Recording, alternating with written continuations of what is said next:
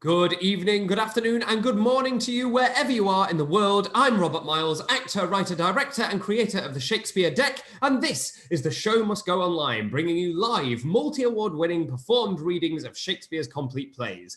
Every week, a global cast and crew of all levels of experience donate their time and talent freely as part of a mission to create Shakespeare for everyone, for free, forever, every Wednesday night. Many, if not all, of the creatives involved continue to face an uncertain future in theatre, so if you'd like to donate to them in return, please consider making a contribution via our Patreon page. There's a link in the description. Tonight's performed reading of Twelfth Night will commence in approximately 15 minutes' time. Please remember, in the meantime, to like this video, subscribe to the channel, remembering, of course, to hit the bell icon to receive all notifications, and remember to follow us at TSMG Online Live on Twitter or at The Show Must Go Online on Insta and Facebook. And now, to introduce the play brought to us, as always, by the wondrous Ben Crystal, and returning to the show after taking part in its inaugural performance in March as Speed in The Two Gentlemen of Verona, it's Beth Burns. Beth is a director, playwright, and general theatre maker whose acting credits include Friday Night Lights, American Crime, and voice work for Saturday Night Live. She is the founder and artistic director of the Hidden Room Theatre in Austin, Texas, which focuses on theatre's past by experimenting with lost performance practices and theatre's future by expanding accessibility through performance technology. Beth, the play, of course, is Twelfth Night, and the floor is yours. Thank you. Thank you so much. All wishes for broken legs to the actors. Thank you to Rob Miles and Sarah Peach for having me. Thank you to Ben Crystal for bringing me into the fold. And thank you to Professor Tiffany Stern for talking to me about the play in the run-up to today and sharing your ever-impressive brain and well-researched thoughts, which I hope I have not plagiarized too brazenly. So, Twelfth Night, or what you will.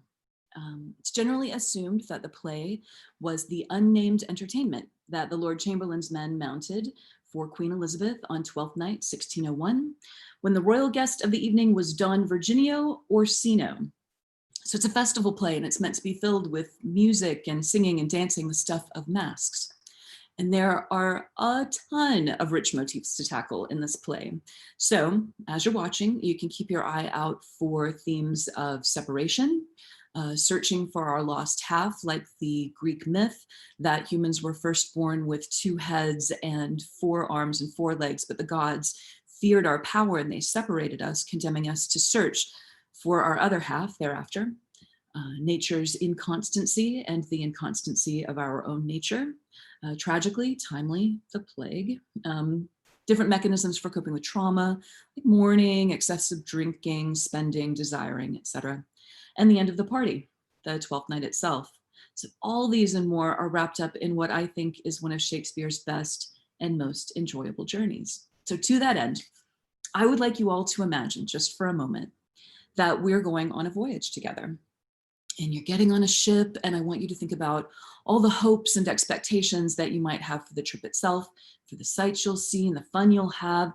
Maybe you've got a flower in your hair, you're excited about the shuffleboard, the pina coladas. Maybe it's the love boat and you have a thing for the ship's doctor, whatever. But most importantly, it's the mystery of the destination, and it's exciting and you have big plans. But while we're on the ship, there's a storm and the ship sinks. And so what happens to your dreams then? And how do you cope with the loss of your hopes? What do you do when this party is ending? So just before Twelfth Night actually begins, a brother and sister, they're twins, VIOLA and SEBASTIAN, are on a ship. And they're headed we know not where, but most likely to just such an exciting destination. And they encounter just such a terrible storm. And the ship is split in 2, and the twins are separated at sea. VIOLA washes up on the coast of Illyria, where our play is set, with only some small hope that SEBASTIAN is out there somewhere still alive. But now VIOLA must turn her attention to her own survival.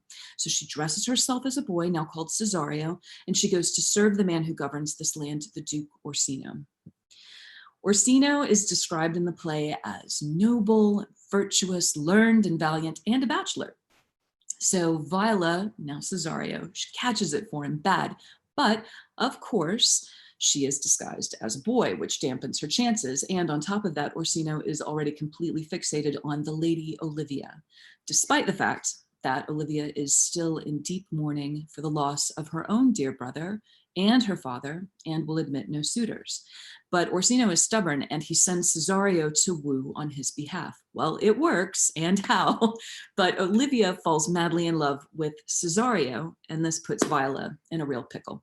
So now at Olivia's estate, there's this wonderful cast of characters. There's her whip-smart lady-in-waiting, Mariah, her uncle who drinks a little, Sir Toby Belch, Belch's friend and would-be suitor to Olivia, Sir Andrew Aguecheek, and the very strict steward, Malvolio, who is also in love with Olivia, or more accurately, is in love with the idea of advancement by becoming her husband. And floating in between Orsino and Olivia's worlds is the Lady Olivia's fool, FESTE, one whom her father loved.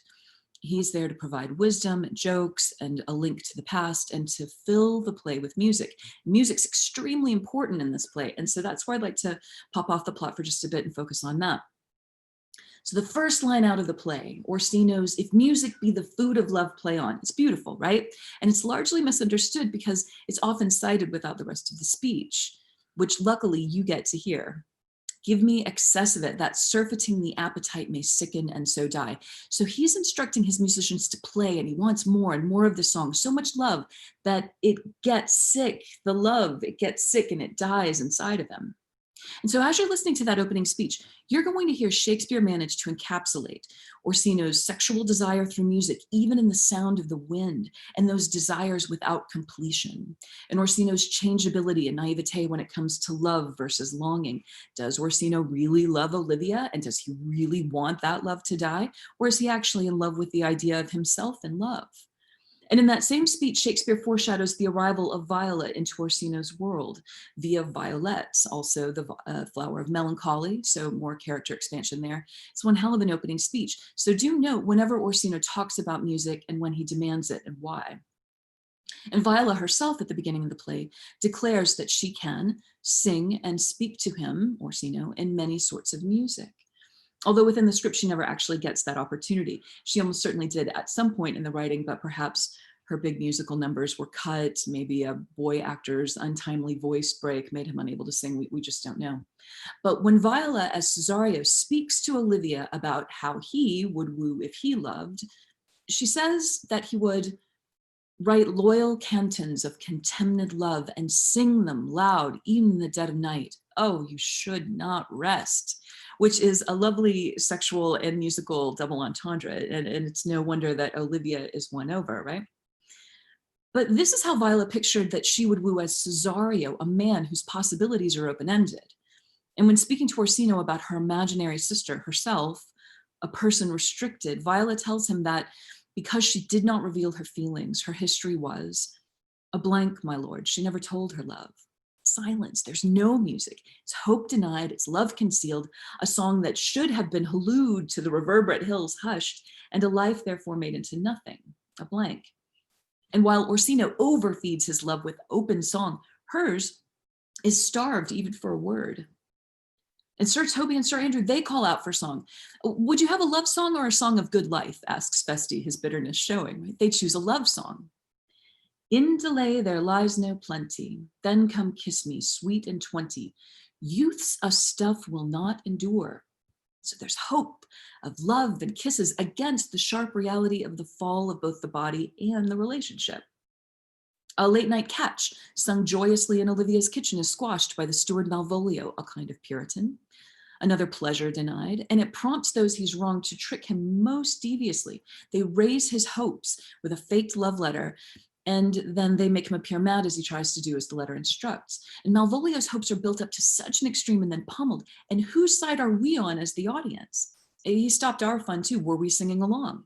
And were we then part of the pack who abuse him? And how do we cope with the expectation of who we think we are as people versus who we really are at our core? Have we disappointed ourselves? When you start a relationship, it's rare that you think, "Oh, this probably isn't going to end well." And when you're young, it's unlikely that you consider, one day these hips are really going to ache because youth's stuff will not endure.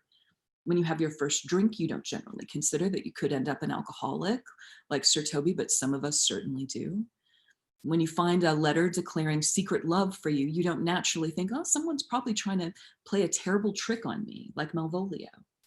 And when you woo, you don't anticipate that you'll go from having a decent success rate to a state like old Sir Andrew with his quiet reminder to himself, I was adored once too. When we get on that ship, we don't expect it to sink, but won't it inevitably? Because this voyage, it cannot go on forever. And on top of that, there'll always be storms, the wind and the rain. So I believe that Twelfth Night is Shakespeare's love letter to us all, but it is real. It's not a trick. It's a love letter to living in all of its storms, its pain, its pleasures, and the many kinds of music that our perseverance can bring. You will never be younger than you are today. You will never have a better chance to tell someone you love them. Fighting for what is right will never get easier than it is right now.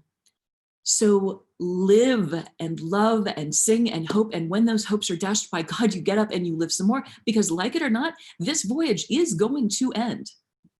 But until then, it's yours to steer wherever you want and to decide what you will do with it all.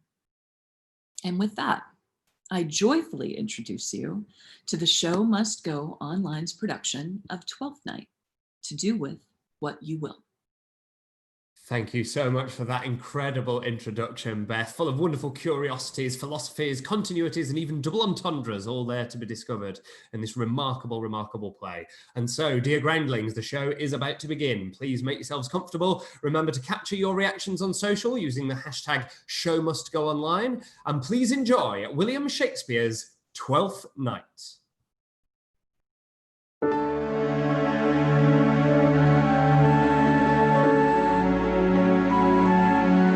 Act 1, Scene 1, Illyria, a room in Duke Orsino's palace. Enter Orsino, Duke of Illyria, and Curio. If music be the food of love, play on, give me excess of it, that surfeiting, the appetite may sicken and so die. That strain again. Oh, it had a dying fall. Oh, it crept o'er my ear like the sweet sound that breathes upon a bank of violets, stealing and giving odor. Enough, no more. 'Tis not so sweet now as it was before.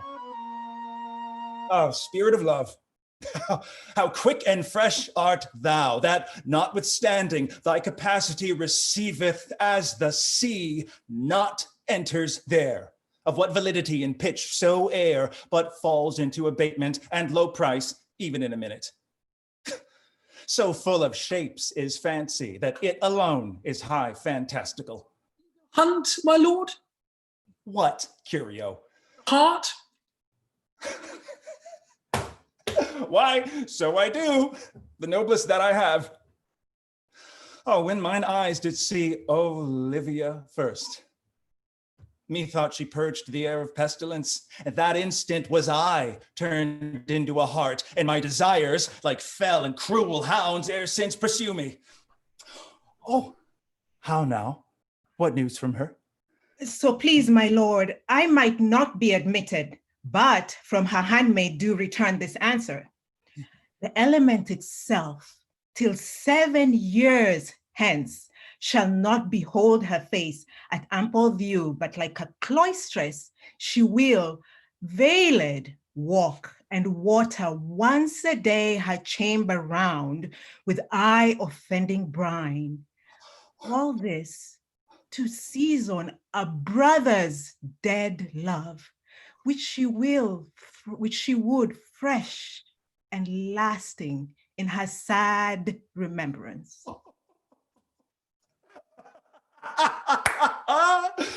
She that hath a heart of that fine frame, to pay this debt of love, but to a brother? How will she love when the rich golden shaft hath killed the flock of all affections else that live in her, when liver, brain, and heart, these sovereign thrones, are all supplied and filled her sweet perfections with one self-king? Away, Before me to sweet beds of flowers, love thoughts lie rich when canopied with bowers. Exeunt.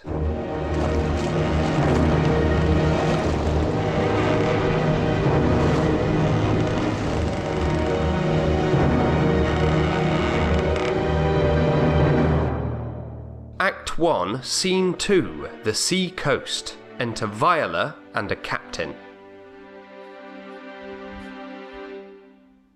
What country, friend, is this?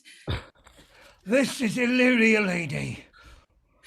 And what should I do in Illyria? My brother, he is in Elysium. Oh, perchance he is not drowned. What think you, sailor? It is perchance that you yourself were saved. Oh, my poor brother. And so perchance may he be. Oh, true, madam, and to comfort you with chance, assure yourself. After our ship did split, when you and those poor numbers saved with you hung on our driving boat, I saw your brother, most provident in peril, bound himself, courage and oath both teaching him the practice to a strong master lived upon the sea, where like Orion on the dolphin's back I saw him old acquaintance with the waves so long as I could see. Oh, for saying so, there's gold. Mine own escape unfoldeth to my hope, whereto thy speech serves for authority the like of him. Knowest thou this country? Aye, madam, well, for I was bred and born that years travel from this very place. Who governs here? A noble duke in nature as in name. What is his name? Orsino. Orsino. I have heard my father name him. He was a bachelor then. Aye, and is so now, was so very late, for but a month ago I went from hence, and then 'twas fresh in murmur, as you know, what great ones do, the less will prattle of, that he did seek the love of fair Olivia. And what's she? A virtuous maid, the daughter of a count that died some 12 months since, then leaving her in the protection of his brother, his son, her brother, who shortly also died, for whose love, they say, she hath abjured the company and sight of men. Oh, that I served that lady, and might not be delivered to the world till I had made mine own occasion mellow what my estate is. That were out to compass, because she will admit no kinder suit. No, not the Duke's. There is a fair behaviour in thee, captain, and though that nature with a beauteous wall doth oft close in pollution, yet of thee I will believe thou hast a mind that suits with this thy fair and outward character. I prithee, and I'll pay thee bounteously, conceal me what I am, and be my aid for such disguise as haply shall become the form of my intent. I'll serve this duke. Thou shalt present me as an eunuch to him. It may be worth thy pains, for I can sing and speak to him in many sorts of music, that this will make my service very worth. That else may what else may hap to time I will commit. Only shape thou thy silence to my wit. Be you his eunuch, and your mute I'll be. When my tongue blabs, then let mine eyes not see. I thank thee. Lead me on. Exeunt.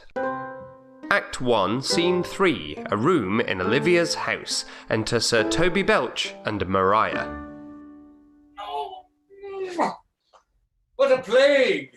Means my niece to take the death of her brother thus.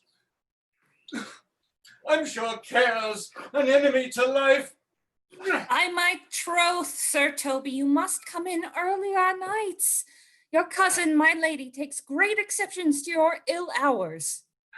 Why, let her accept before accepted. Aye, but you must confine yourself within the modest limits of order. Confine?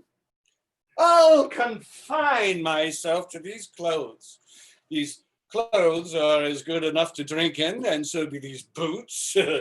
Be these boots too, and they be not. Let them hang themselves in their own straps.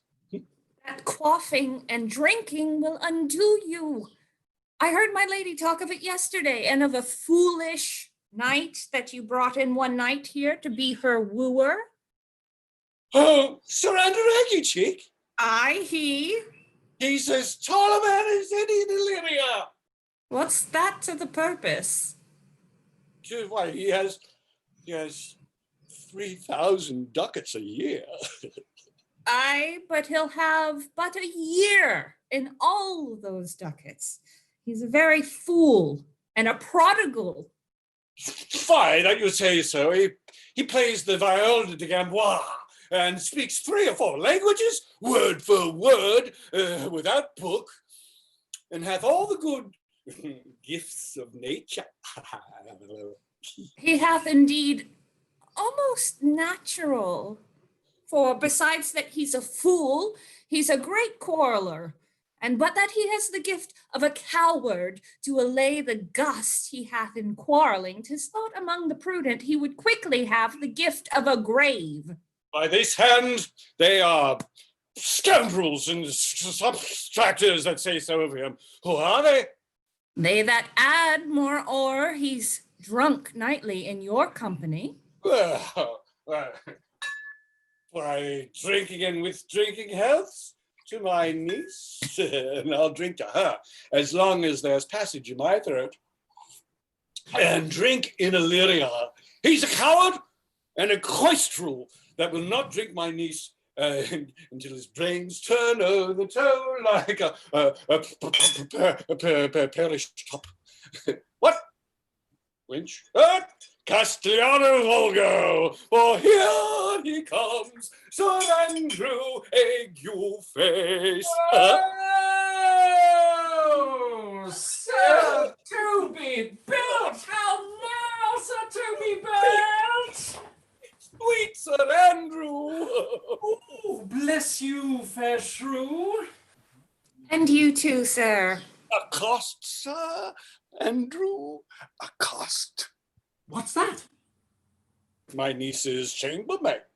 Oh, good mistress, accost. I desire better acquaintance. My name is Mary, sir. Oh, good mistress Mary accost. You mistake, knight. Accost is front her. Board her. Woo her. Assail her.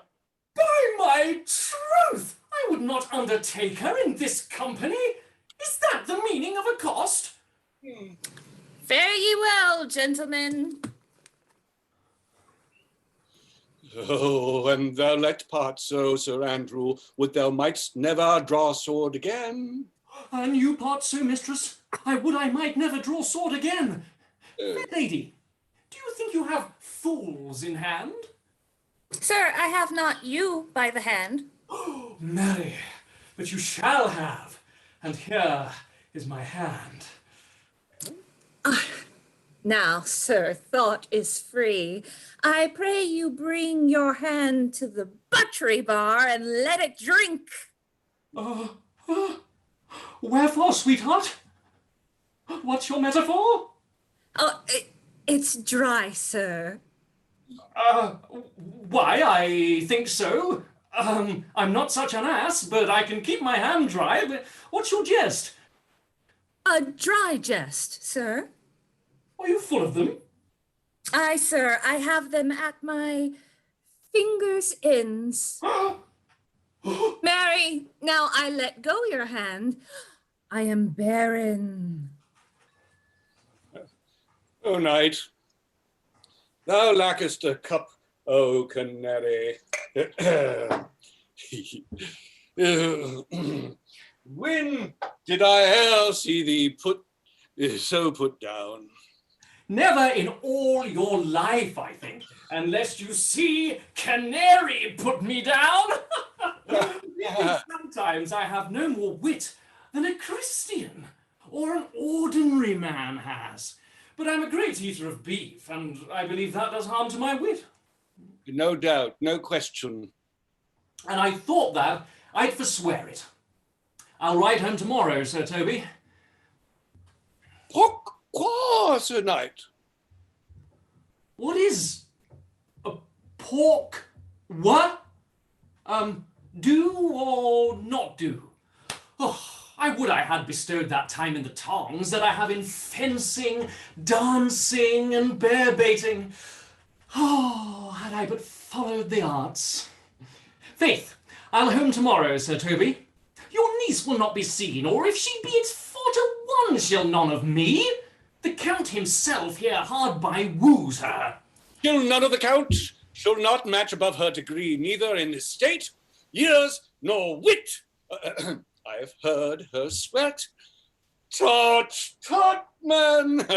There's life in it, man. I'll stay a month longer. I'm a fellow with the strangest mind in the world. I delight in masks and revels, sometimes all together. Art thou good at these kickshaws, Knight? As any man in Illyria whosoever thee be, under the degree of my betters, and yet I will not compare with an old man. What is thy excellence in a galliard, Knight? Oh, faith, I can cut a caper. And I can cut the mutton too. And I have the back trick simply as strong as any man in Illyria. Where are these things hid? Why dost thou not go to church in a galliard and come home in a coronto? Oh, my very walk should be a jig. I would not so much as make water, but in a sink apace. What dost thou mean? Is it a world to hide virtues in? I did think by the excellent constitution of thy leg, it was formed under the star of Galliard. Aye, 'tis strong, and it does indifferent well in a pink-collared sock. Shall we set about some rebels? What shall we do else? Were we not born under Taurus? Taurus? That's side and heart. No, sir, it's legs and thighs. Oh! Let me see the caper.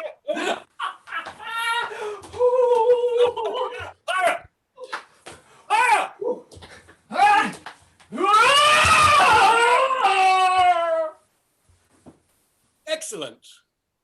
Exeunt. Act 1, Scene 4. A room in Duke Orsino's palace. Enter Valentine and Viola in man's attire. If the Duke continue these favors towards you, Cesario, you're much like to be advanced. He hath known you but 3 days, and already you are no stranger. You either fear his humour or my negligence that you call in question the continuance of his love. Is he inconstant, sir, in his favours? No, believe me. I thank you. Here comes the Count. Who saw Cesario? Oh. On your attendance, my lord, here. And you a while aloof? Cesario, thou knowest no less but all I have unclasped to thee, the book even of my secret soul. Therefore, good youth, address thy gate unto her. Be not denied access. Stand at her doors. Tell them there thy fixed foot shall grow till thou have audience. Sure, my noble lord, if she be so abandoned to her sorrow as it is spoke, she never will admit me. Be clamorous and leap all civil bounds, rather than make unprofited return. Say I do speak with her, my lord, what then? Then unfold the passion of my love. Surprise her with discourse of my dear faith. It shall become thee well to act my woes. She will attend it better in thy youth than in a nuncio's of more grave aspect. I think not so, my lord. Dear lad, believe it, for they shall yet belie thy happy years that say thou art a man. Diana's lip is not more smooth and rubious. Thy small pipe is as the maiden's organ. Shrill and sound, and all assemblative a woman's part. I know thy constellation is right apt for this affair. Prosper well in this, and thou shalt live as freely as thy lord, to call his affections and fortunes thine. I'll do my best to woo your lady. Yet a barful strife, whoe'er I woo, myself would be his wife. Exeunt.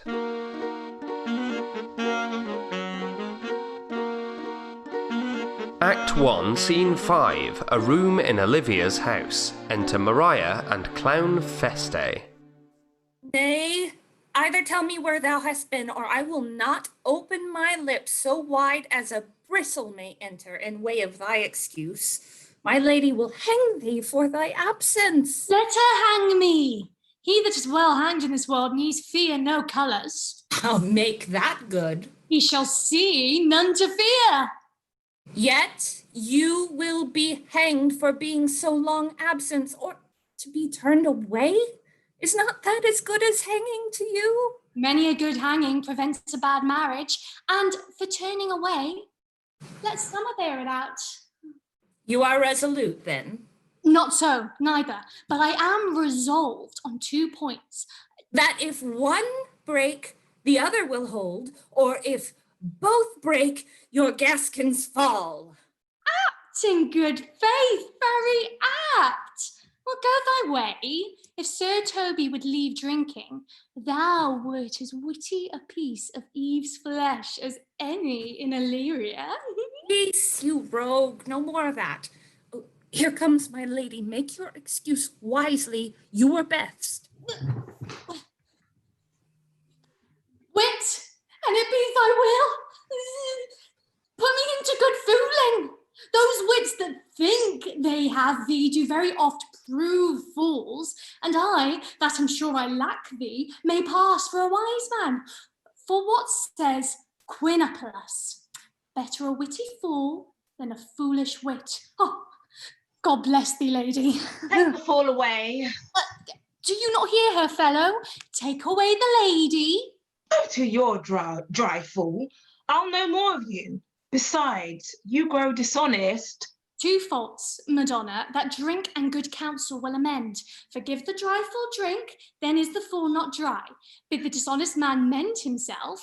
If he mend, he is no longer dishonest. If he cannot, let the botcher mend it.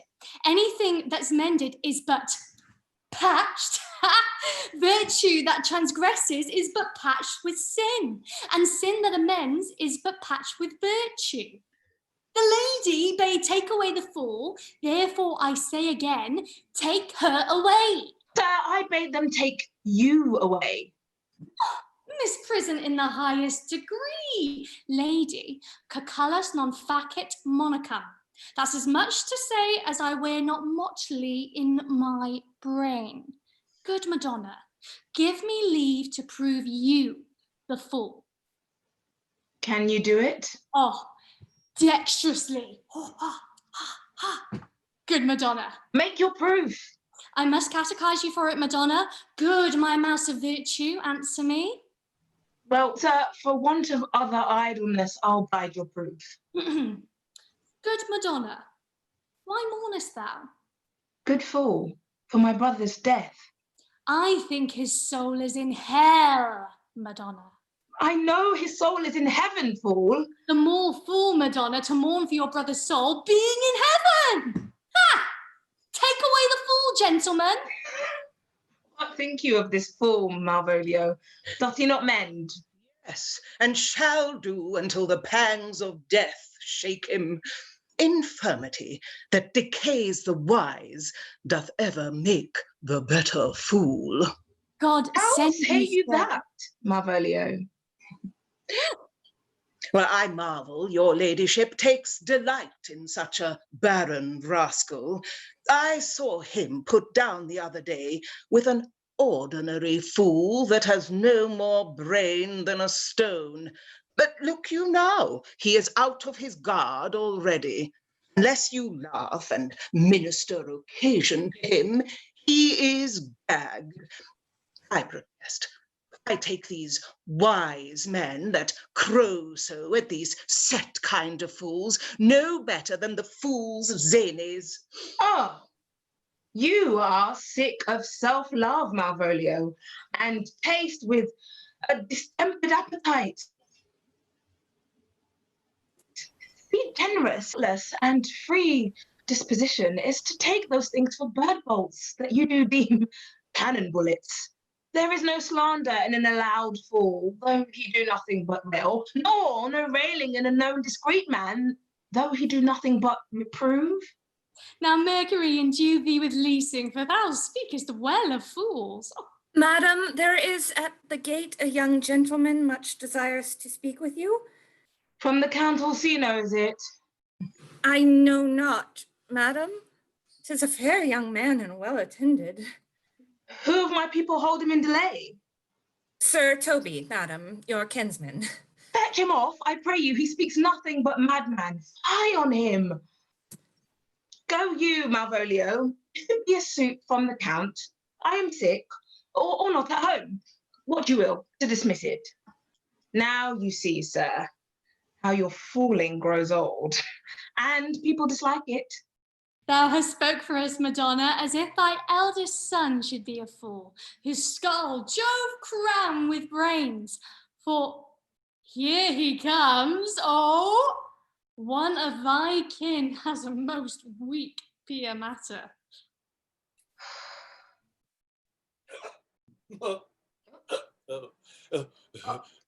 By mine honour, half drunk. What is he at the gate, cousin?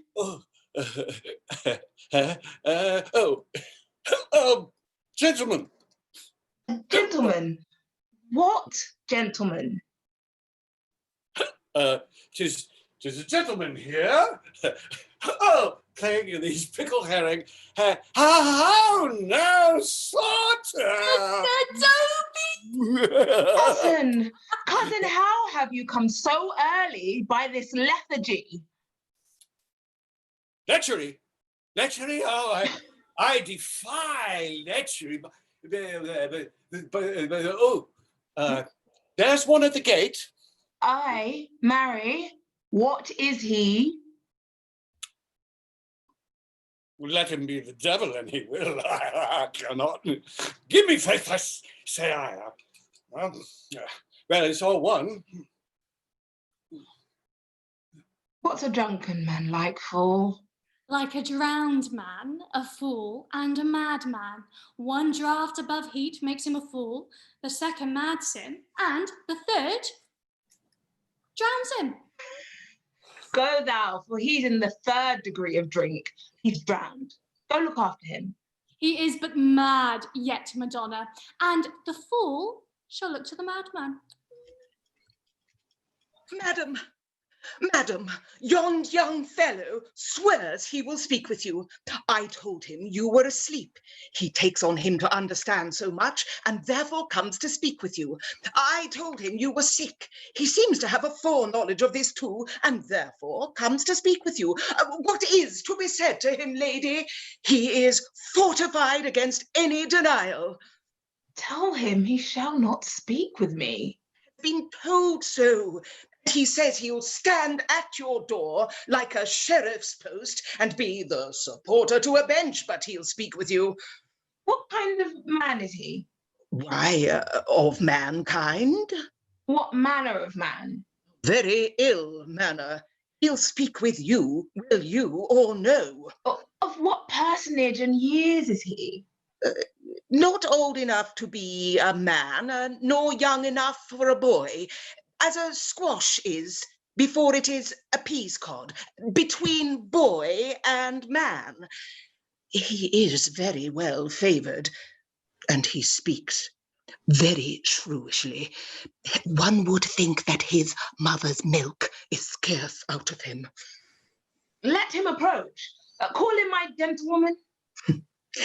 Gentlewoman, my lady calls. Give me my veil. Come, throw it on my face.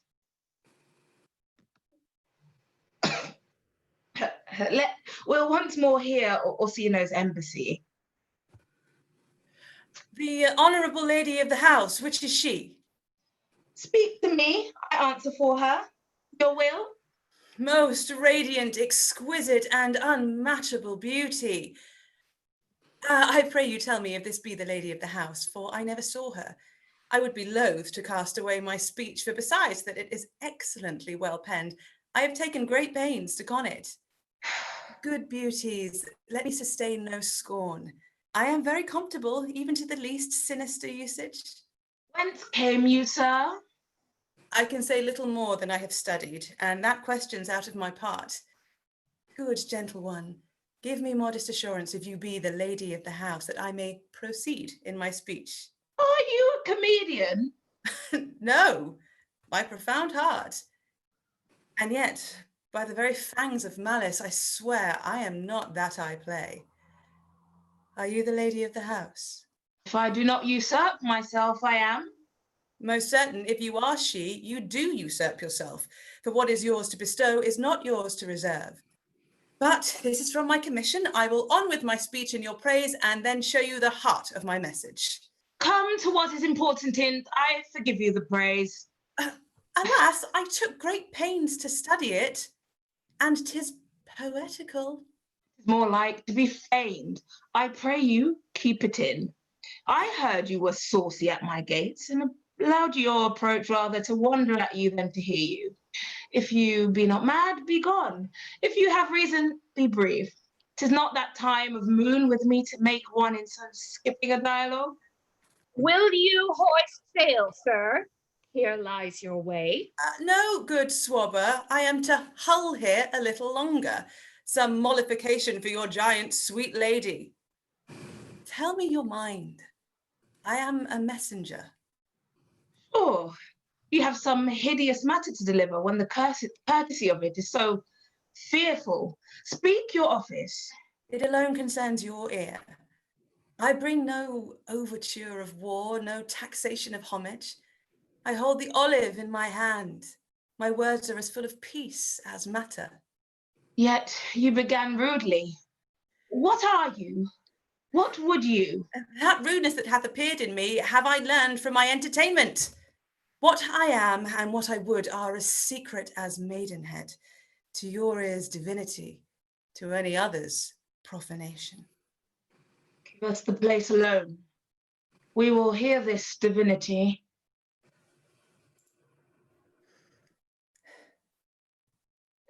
Now, sir, what is your text? Most sweet lady. A comfortable doctrine, and much may be said of it. Where lies your text? In Orsino's bosom. In his bosom? In what chapter of his bosom? To answer by the method, in the first of his heart. Oh, I have read it. 'Tis heresy. Have you no more to say? Oh, good madam, let me see your face. Have you any commission from your lord to negotiate with my face? You are now out of your text, but we will draw the curtain and show you the picture. Look you, sir, such a one I was this present. It's not well done? Excellently done. If God did all. 'Tis ingrained, sir, shall endure wind and weather. 'Tis beauty truly blent, whose red and white nature's own sweet and cunning hand laid on. Lady, you are the cruelest she alive, if you will lead these graces to the grave and leave the world no copy. Oh, sir, I will not be so hard-hearted. I will give out diverse schedules of my beauty. It shall be inventoried, and every particle and utensil labeled to my will, as item 2 lips, indifferent red, item 2 grey eyes, with lids on them, item 1 neck, 1 chin, and so forth. Were you sent hither to praise me? I see you what you are. You are too proud. But if you were the devil, you are fair. My lord and master loves you. Oh, such love could be but recompense, though you were crowned the nonpareil of beauty. How does he love me? With adorations, fertile tears with groans that thunder love with sighs of fire. Your lord does know my mind.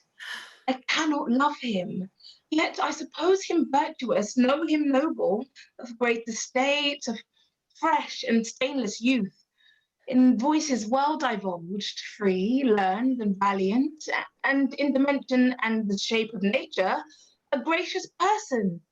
But yet, I cannot love him. He might have took his answer long ago. If I did love you in my master's flame, with such suffering, such a deadly life, in your denial I would find no sense. I would not understand it. Why? What would you? Make me a willow cabin at your gate, and call upon my soul within the house. Write loyal cantons of contemned love, and sing them loud, even in the dead of night. Halloo your name to the reverberate hills, and make the babbling gossip of the air cry out, Olivia. Oh, you should not rest between the elements of air and earth, but you should pity me. You might do much. What is your parentage? Above my fortunes, yet my state is well. I am a gentleman. Get you to your lord. I cannot love him. Let him not send no more, unless, perchance, you come to me again, to tell me how he takes it. Fare you well. I thank you for your pains. Spend this for me. I am no feed post, lady. Keep your purse. My master, not myself, lacks recompense. Oh, love make his heart of flint that you shall love, and let your fervour, like my master's, be placed in contempt. Farewell, fair cruelty. What is your parentage? Above my fortunes, yet my state is well. I am a gentleman. Are we sworn thou art? Thy tongue, thy face, thy limbs, actions, and spirit to give thee fivefold blazon. Not so fast.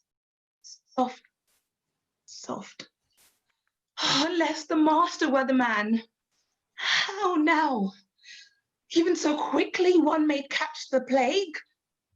Methinks I feel this youth's perfections with an invisible and subtle stealth to creep in at mine eyes. Well, let it be. What Malvolio? Here, madam, at your service. Run after that same peevish messenger, the county's man. He left this ring behind him. Would I or not? Tell him I'll none of it. Madam. Desire him not to flatter with his lord, nor hold him up with hopes. I am not for him. If that the youth will come this way tomorrow, I'll give him reasons for it. Hie thee, Malvolio. Madam, I will. I do not know what, and fear to find mine eye too great a flatterer for my mind. Fate, show thy force. Oh, we ourselves do not owe what is decreed must be. And be it so. Exit.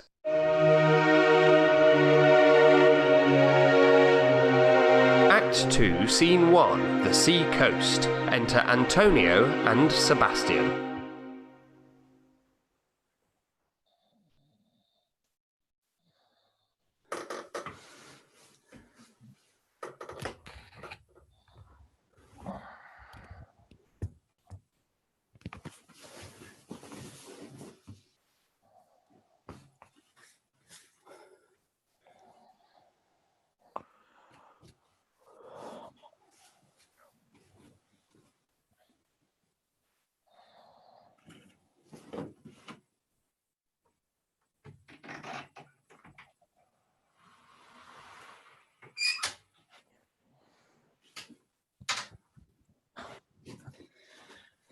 Stay no longer, nor will you not that I go with you. Carry your patience, no. My stars shine darkly over me. The malignancy of my fate might perhaps distemper yours. Therefore, I shall crave of you your leave that I may bear my evils alone. It were a bad recompense for your love to lay any of them on you. let me net know of you, whither you are bound. Sooth, sir, my determinate voyage is mere extravagancy. But I perceive in you so excellent a touch of modesty that you will not extort from me what I am willing to keep in. Therefore it charges me in manners the rather to express myself. You must know of me then, Antonio. My name is Sebastian, which I called Rodrigo. My father was that Sebastian of Messalin, whom I know you have heard of. He left behind him myself and a sister, both born in an hour. Oh, if the heavens had been pleased, would we had so ended. But you, sir, altered that. For some hour before you took me from the breach of the sea, was my sister drowned. Last the day. Lady, sir. Though it was said she much resembled me, was yet of many accounted beautiful. Though I could not with such estimable wonder over far believe that, yet thus far I will boldly publish her. She bore a mind that envy could not but call fair. She is drowned already, sir, with salt water, though I seem to drown her remembrance again with more. Pardon me, sir. Your bad entertainment. Good Antonio. Forgive me your trouble. If you will not murder me for my love, let me be your servant. You will not undo what you have done, that is, kill him whom you have recovered. Desire it not. Fare ye well at once. My bosom is full of kindness, and I am yet so near the manners of my mother that upon the least occasion more mine eyes will tell tales of me. I am bound to the Count Orsino's court.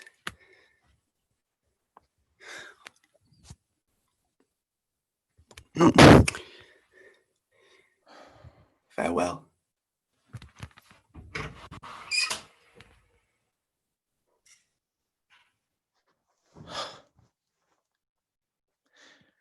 The gentleness of the gods go with thee.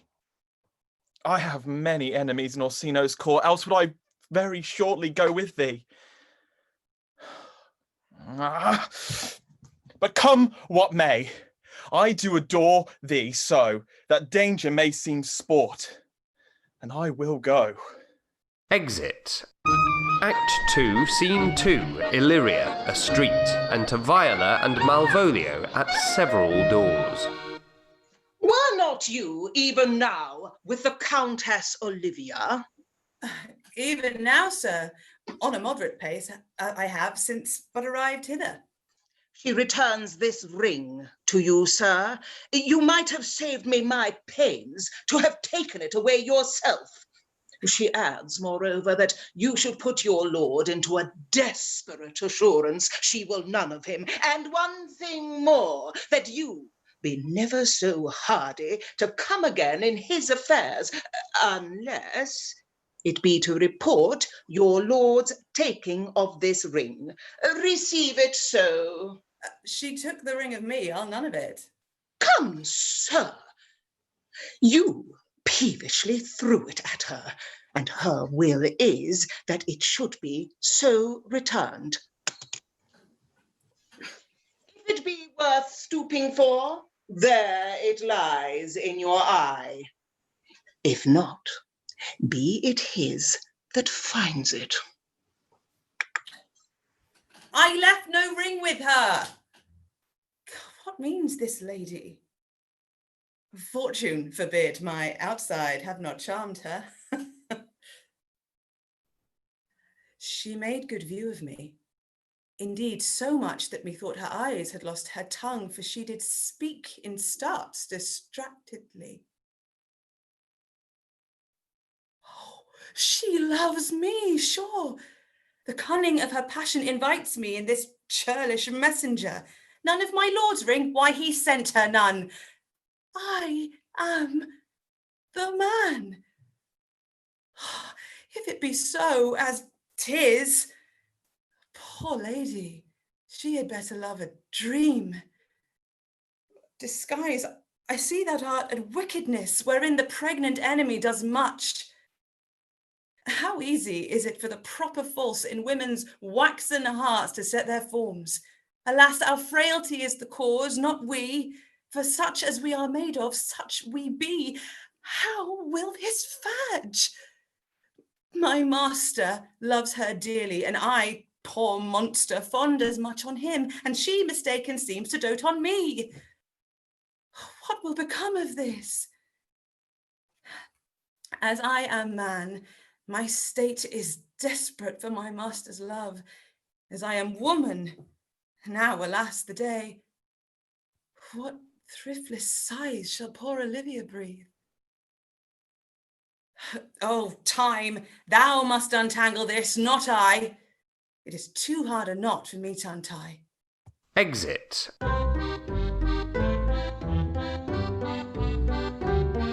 Act 2, Scene 3, a room in Olivia's house. Enter Sir Toby and Sir Andrew.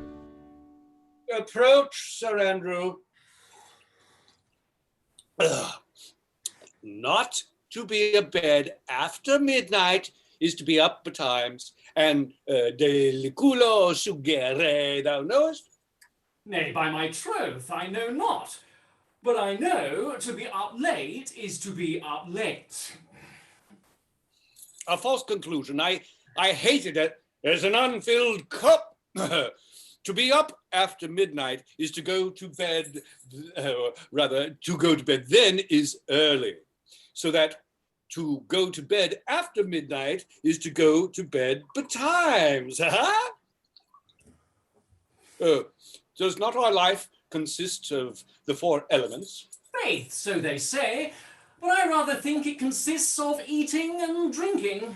A scholar! Let us therefore eat and drink. Merry on nice there, a stoup of wine. Oh, here comes the fooly faith. Oh, now, my heart, did you never see the picture of we three? Oh, look at that. Welcome us. Now, let's have a catch. Oh, by my troth, the fool has an excellent breast. I had rather than 40 shillings I had such a leg and so sweet a breath to sing as the fool has. In sooth, thou wast in very gracious fooling last night, when thou spokest of Pigrogromitis, of the Vapians passing the equinoxial of Quibus. 'Twas very good, i' faith. I sent thee 6pence for thy lemon. Hadst it? I did in better case thy gratuity. Excellent. Now, a song. Come on, there is 6pence for you. Let's have a song. Ooh, there's a testrel of me too. If one night giver... Would you have a love song or a song of good life? A love song. I care not for good life.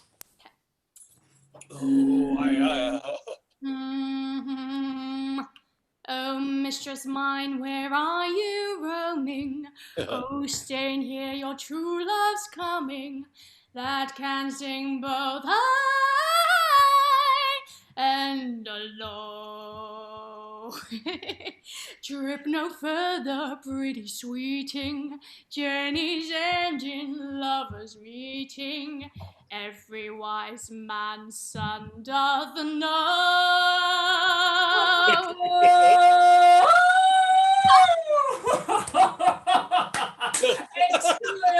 Excellent, goody faith. Good. What is love? 'Tis not hereafter. Present birth hath present laughter. What's to come is still unsure. In delay there lies no plenty. Then come kiss me, sweet and 20. Oh, the stuff will not endure.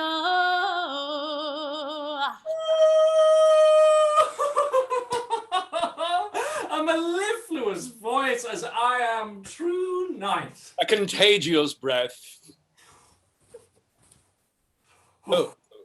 Very sweet and contagious, i' faith. To hear by the nose, it is dulcet and cantagion, but shall we now make the welkin dance indeed? Shall we rouse the night's owl in a catch that will draw 3 souls out of one weaver? Shall we do that? And you love me? Let's do it. I am a dog at the catch. Huh? Oh. I a lady, sir. Oh, and some dogs will catch well. Oh, certain. Let our catch be thou knave. Hold thy peace, thou knave. Knight, I shall be constrained to call thee knave, knight. 'Tis not the first time I have constrained one to call me knave. Begin, fool. It begins, hold thy peace. I shall never begin if I hold my peace. Good, Faith. Come, begin.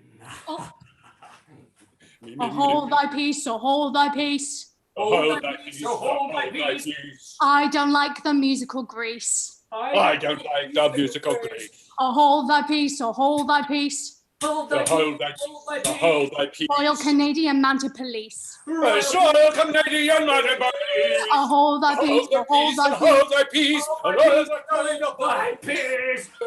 I once met a very nice man, but actually it turns out he was a little bit of a loser because I once saw him in shorts and I really didn't like his knees. What's better than and he was in the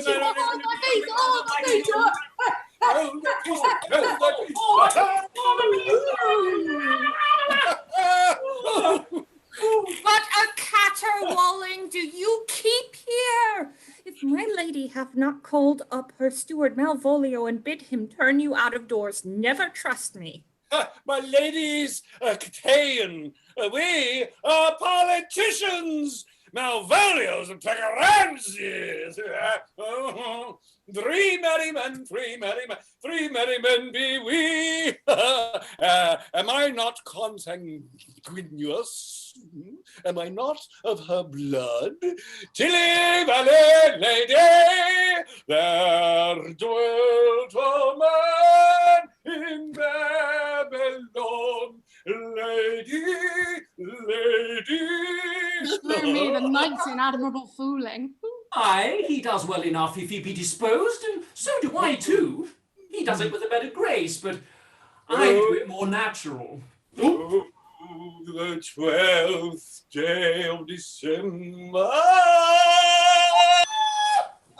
For the love of God, peace. Bloody bad boy.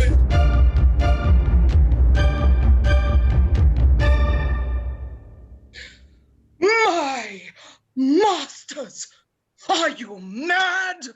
Or what are you? Have you no wit, manners, nor honesty, but to gabble like tinkers at this time of night? Do you make an alehouse of my lady's house, that you squeak out your coziest patches without mitigation or remorse of voice?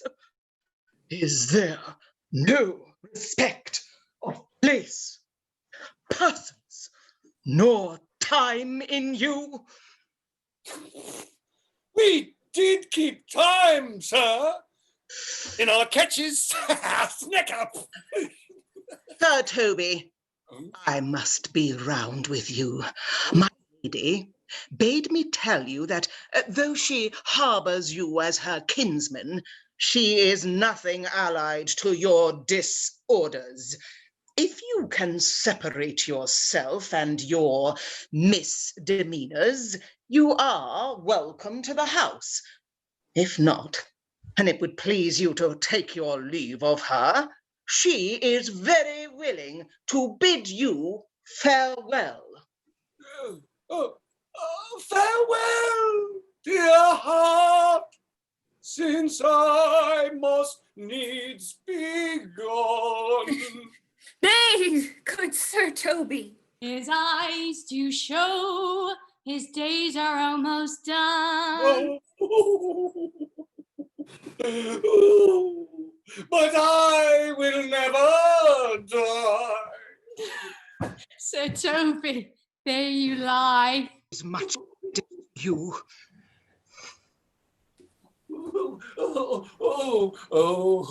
Oh, shall I bid him go? What and if you do? Oh, shall I bid him go? And spare not. Oh, no, you dare not. Oh. Out of tune, sir, ye lie. Art thou any more than a steward? Dost thou think, because thou art virtuous, there shall be no more cakes and ale? Yes, and ginger shall be out in the mouth too. Well, thou art right. Go, sir. Rub your chain with crumbs. A stoup of wine, I say, Maria. Maria, a stoup of wine. Mistress Mary, if you prized my lady's favor at anything more than contempt, you would not give means for this uncivil rule. She shall know of this by this hand.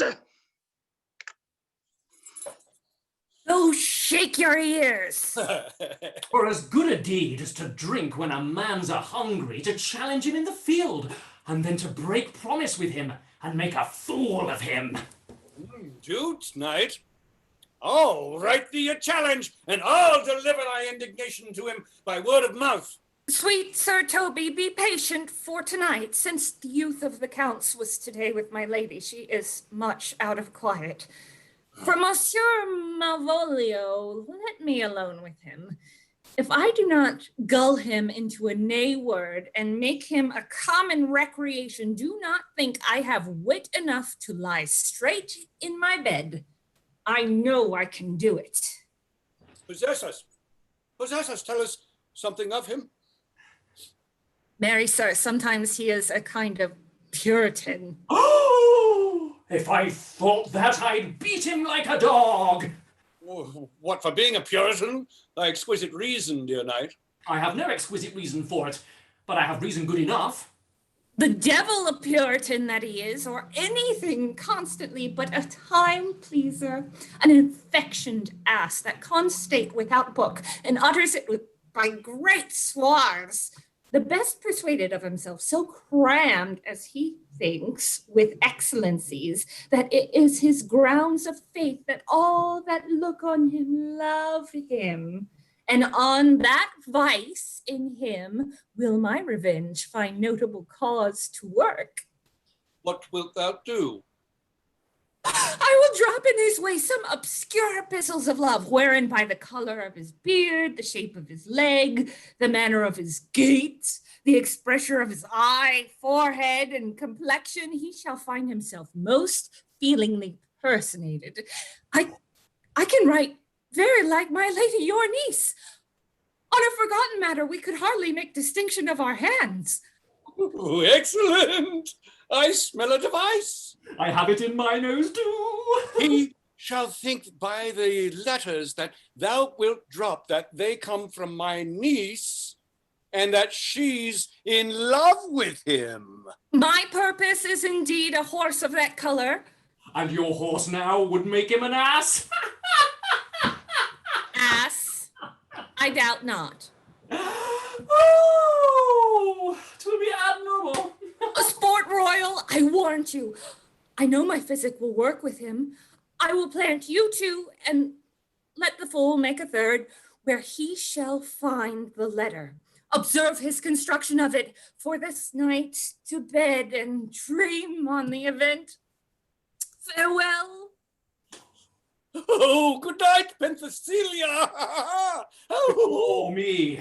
She's a good wench. Oh, she's a beagle, true bred, and one that adores me. But what of that? I was adored once too.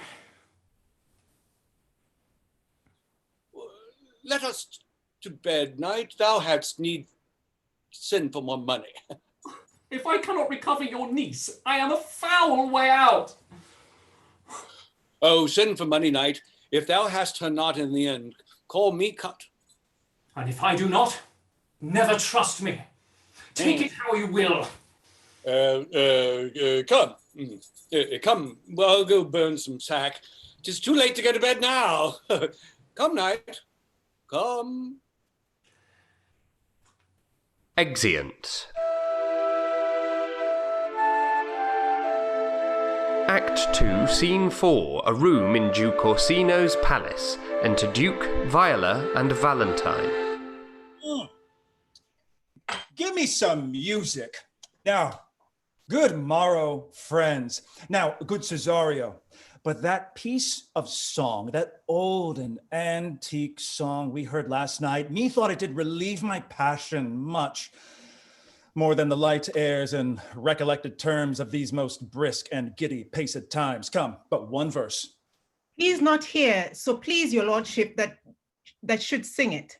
Who was it? Feste, the jester, my lord, a fool that the Lady Olivia's father took much delight in. He is about the house. Seek him out and play the tune the while. Hey, come hither, boy. If ever thou shalt love in the sweet pangs of it, remember me. For such as I am, all true lovers are unstayed and skittish in all motions else, stayed in the constant image of the creature that is beloved. How dost thou like this tune? It is a very echo to the seat where love is throned. Thou dost speak masterly. My life upon it. Young though thou art, thine eye hath stayed upon some favor that it loves, hath it not, boy? A little, by your favor. What kind of woman is't? Of your complexion. She is not worth thee then. What years, if a? About your years, my lord.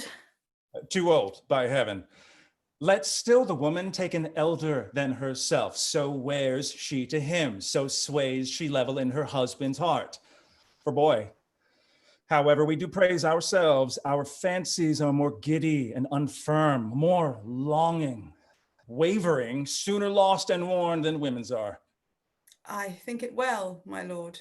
Then let thy love be younger than thyself, or thy affection cannot hold the bent. For women are as roses, whose fair flower, being once displayed, doth fall that very hour. And so they are, alas, that they are so, to die even when they to perfection grow. Oh, fellow, come. The song we had last night, mark it, Cesario, it is old and plain. The spinsters and the knitters and the sun and the free maids that do weave their thread with the bones do use to chant it. It is silly sooth, it dallies with the innocence of love like the old age. Are you ready, sir? Aye, prithee, sing. Come away, death, and a sad cypress, let me be laid. Fly away, breath, I'm slain by fair crewmate. My shroud of white stuck all with you, oh prepare it, my part of death, no one so true did share it. Not a flower sweet on my black coffin, let there be strewn. Not a friend greet my poor corpse, where my bones shall be thrown. 1,000 sighs to save, lay me, oh where's that true lover, never find my grave to weep there.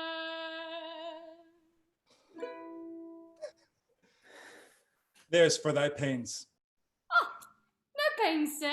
I take great pleasure in singing, sir. I'll pay thy pleasure then. Truly, sir. And pleasure will be paid one time or another. Give me now leave to leave thee. Oh, now the melancholy god protects thee. Farewell. Once more, Cesario, get thee to yon same sovereign cruelty. Tell her, my love, more noble than the world, prizes not quantity of dirty lands. The parts that fortune hath bestowed upon her, tell her I hold as giddily as fortune. But 'tis that miracle and queen of gems that nature pranks in her attracts my soul. But if she cannot love you, sir? I cannot be answered. Sooth, but you must. Say that some lady, as perhaps there is, hath for your love as great a pang of heart as you have for Olivia. You cannot love her, you tell her so. Must she not then be answered? There is no woman's sides can bide the beating of so strong a passion as love doth give my heart. No woman's heart so big to hold so much, they lack retention. Alas, their love may be called appetite, no motion of the liver, but the palate, that suffer surfeit, cloyment, and revolt. But mine is as hungry as the sea and can digest as much. Make no compare between that love a woman can bear me and that I owe Olivia. Aye, but I know. What dost thou know? Too well what love women to men may owe. In faith, they are as true of heart as we. My father had a daughter, loved a man. As it might be, perhaps, were I a woman, I should your lordship. And what's her history? A blank, my lord. She never told her love, but let concealment, like a worm in the bud, feed on her damask cheek. She pined in thought, and with a green and yellow melancholy, she sat like Patience on a monument, smiling at grief. Was not this love, indeed? We men may say more, swear more, but indeed our shows are more than will, for still we prove much in our vows, but little in our love. But died thy sister of her love, my boy? I am all the daughters of my father's house, and all the brothers too.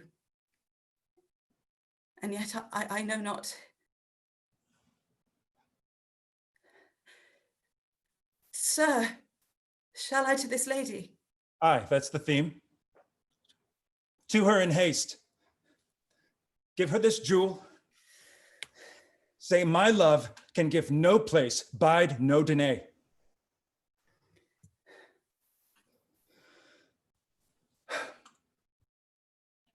Exeunt. Act 2, Scene 5, Olivia's garden. Enter Sir Toby, Sir Andrew, and Fabian. On thy way, sir, Signor Fabian. Nay, I'll come. If I lose a scruple of this sport, let me be boiled to death with melancholy. Wouldst thou not be too glad to have this rascally sheep-biter come by some notable shame? Oh, I would exult, man. You know he put me out of favor with my lady about a bear baiting here. To hang at him, we'll have the bear again, and we'll fool him black and blue, shall we not, Sir Andrew? And we do not. It is the pity of our lives. Ah, here comes the little villain. How now, my metal of India?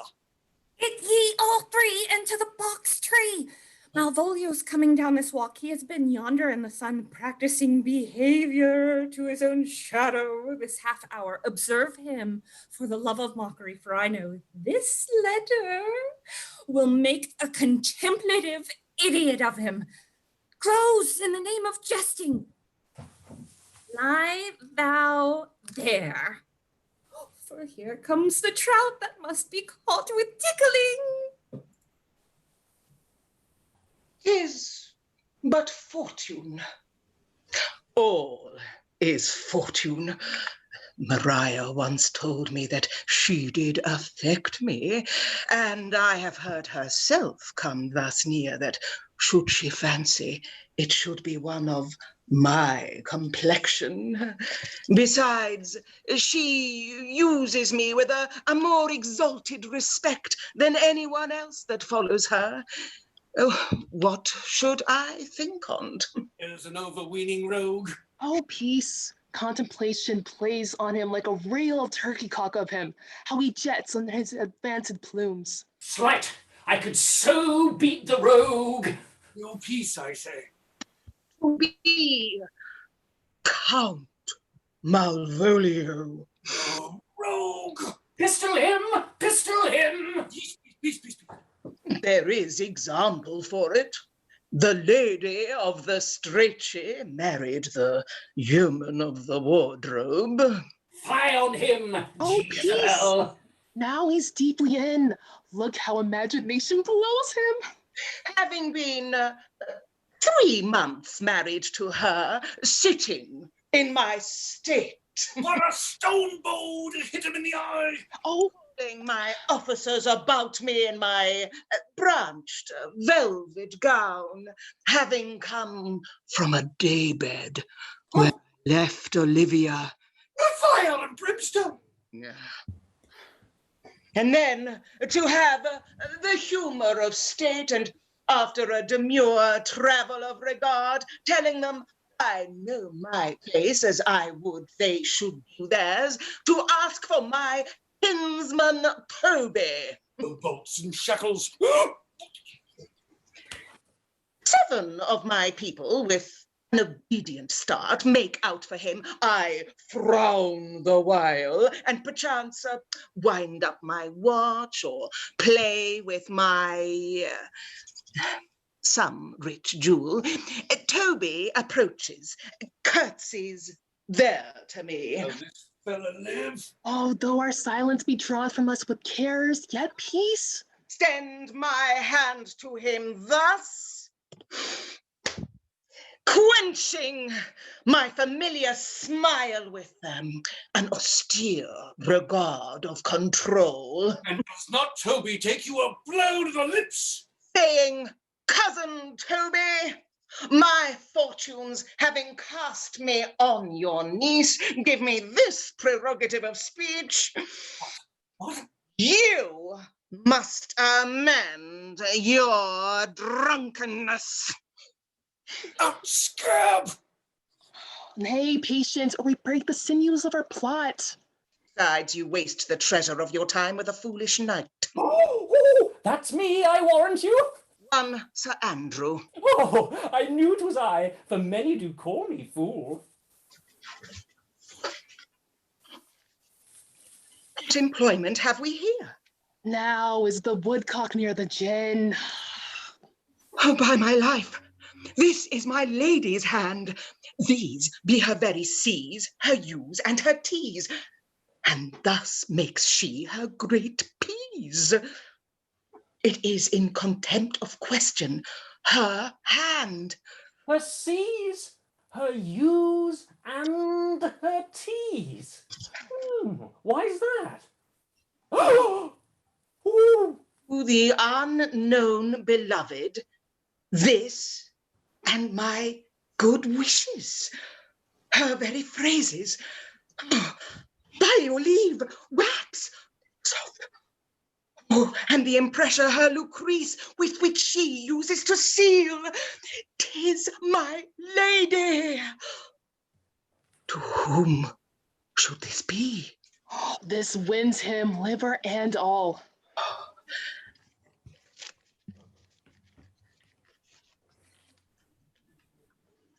Jove knows I love, but who? Lips do not move. No man must know. No man must know. Oh, if this should be thee, Malvolio. Oh, Mary, hang thee, Brock. I may command where I adore, but silence like a Lucrece knife, with bloodless stroke my heart doth gore. MOAI doth sway my life. Oh, fustian riddle. Excellent wench, say I. MOAI doth sway my life. Nay, let me see. Let me see. What a dish of poison has she dressed him in? I may command where I adore. Why? She may command me. I serve her. She is my lady. Why, this is evident in any formal capacity. There is no obstruction in this. And the end. What does that alphabetical position portend?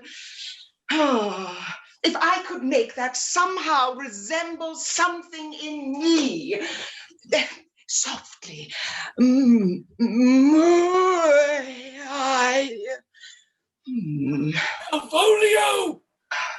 M. Malvolio! No, M. Why, that begins my name. Did I not say that he would work it out? The cur is excellent at false. M. Oh, but then there is no consonancy in the sequel. That suffers under probation. A should follow, but O does, and... Oh, shall end, I hope. And then the I comes behind. Oh, I'll cudgel him and make him cry, oh.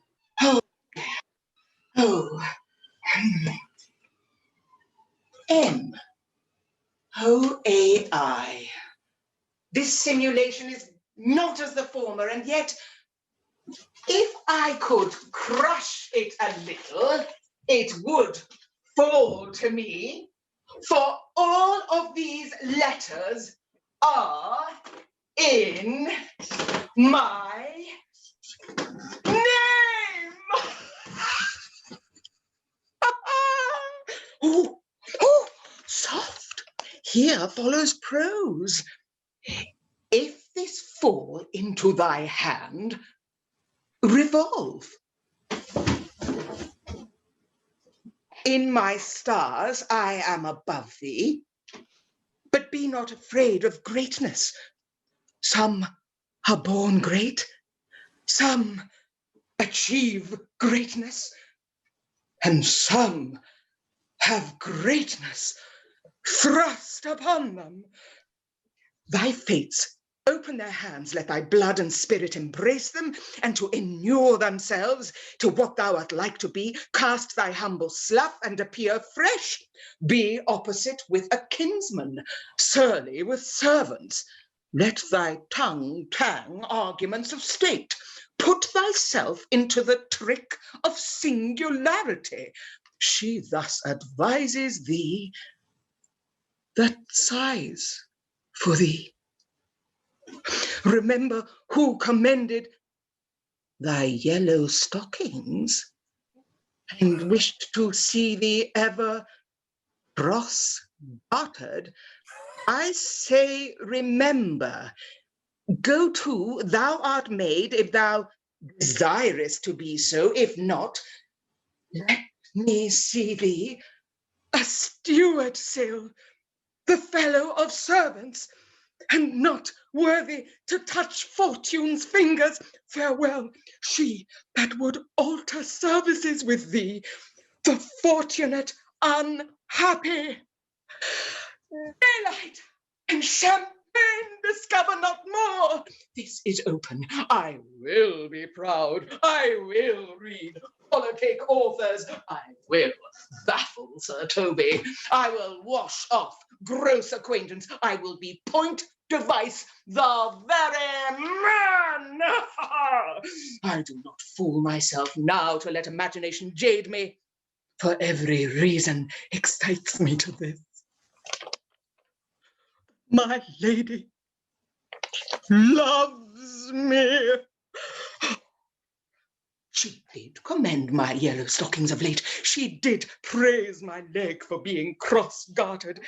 And in this, she manifests herself to my love, and with a kind of injunction drives me to these habits of her liking. I thank my stars, I am happy. I will be strange, stout, in yellow stockings and cross-gartered, even with the swiftness of putting on. Ooh. Jove be praised. Here is yet a postscript. Thou canst not choose, but know who I am. If thou entertainst my love, let it appear in thy smiling. Thy smiles become thee well. Therefore, in my presence, still smile, dear my sweet, I prithee.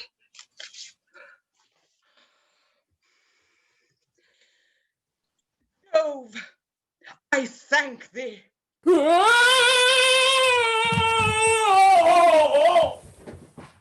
I will smile. I will do everything that thou wilt have me.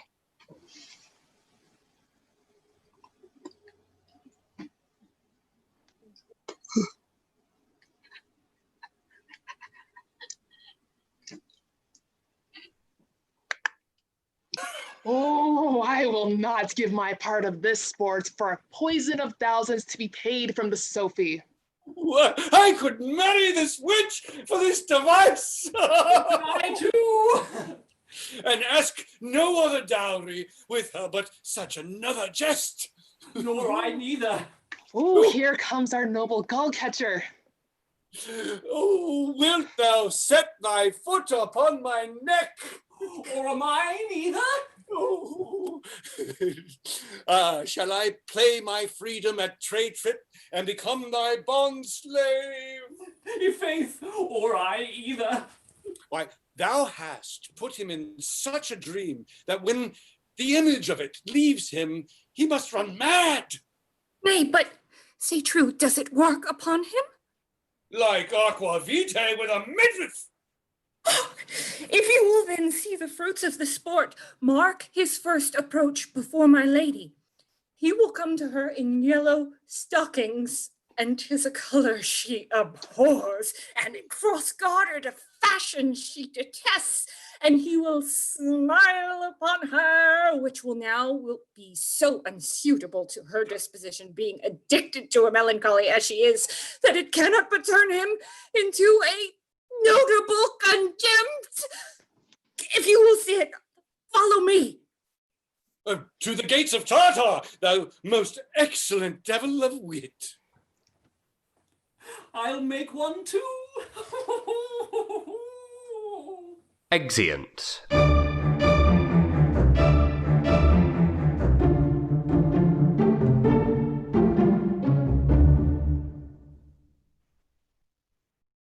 Oh, there we are. Slight spoilers there. Here we are. And that, everyone, is your interval. You now have 5 minutes to refresh yourselves, refresh your drinks, and prepare yourselves for the second half. Emily, Sarah, Beth, please come on, join me for our interval. You now have 5 minutes. We'll be starting just before 20 to 9 BST. Thank you all so much.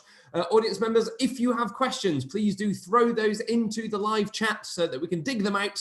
We can ask our crew and our wonderful guest introducer, Beth, for this evening. In the meantime, please like this video, subscribe to the channel, post your reactions using the hashtag #ShowMustGoOnline, and consider making a donation, if you're enjoying the show so far, to our Patreon page. And I believe, Sarah, you have an update for us from Patreon this week. Oh, excuse me.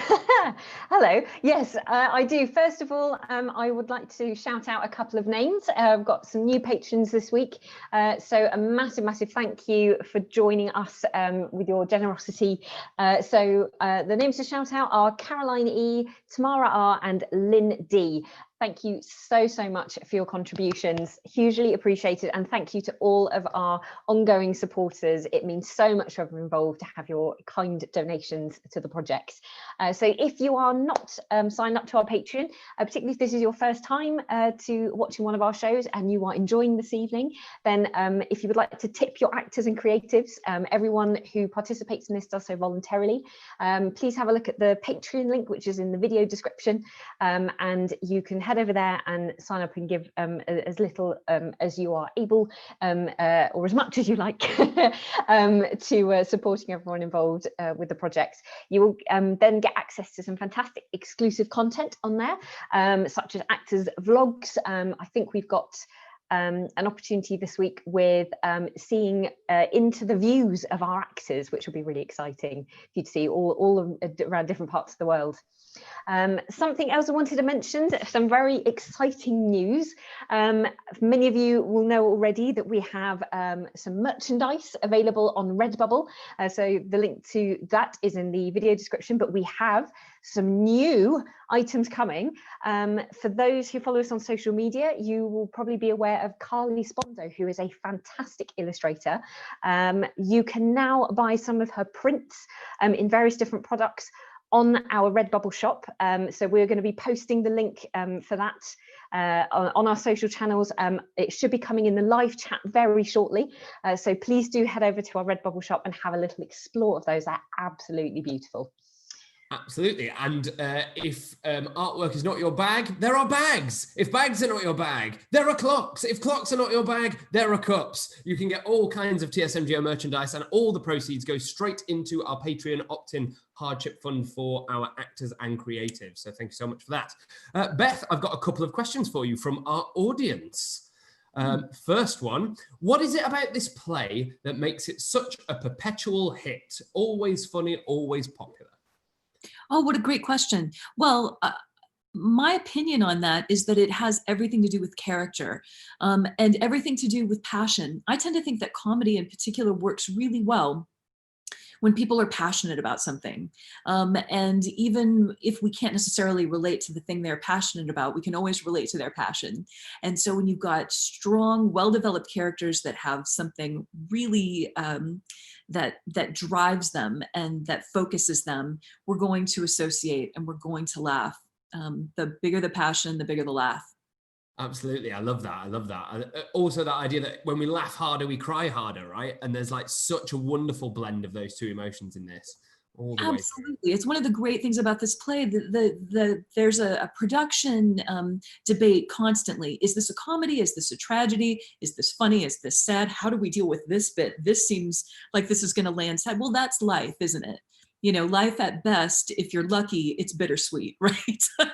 So it's not, it is both comedy and tragedy. It's all that. And so we get a little bit of everything in this play. Yeah, it's so interesting doing the chronology. It really feels like Hamlet was something of a watershed, and we're now getting into this new level of complexity where all the plays are trying to kind of give you elements of all the different kind of genres and themes and stuff. It's wonderful. Got another question for you here. Do you consider the prank on Malvolio a bit cruel? Oh, of course it is. Yeah, of course it is. It's incredibly cruel. And people are cruel. And one of the great things about Shakespeare, I think the reason why his work endures with us is because he rarely lets someone off the hook with great behavior the whole way through without making any bad choices. Just like you and everyone here except me, we all make bad choices at some point. I understand it must be terrible. Fantastic. And quick one to finish off. What are you most looking forward to in the second half? Oh, goodness. Oh, I'm a huge fan of the real inclusion of Sebastian into the play and all of the wonderful things that he brings, and Antonio. I'm really excited to see that get shaken up.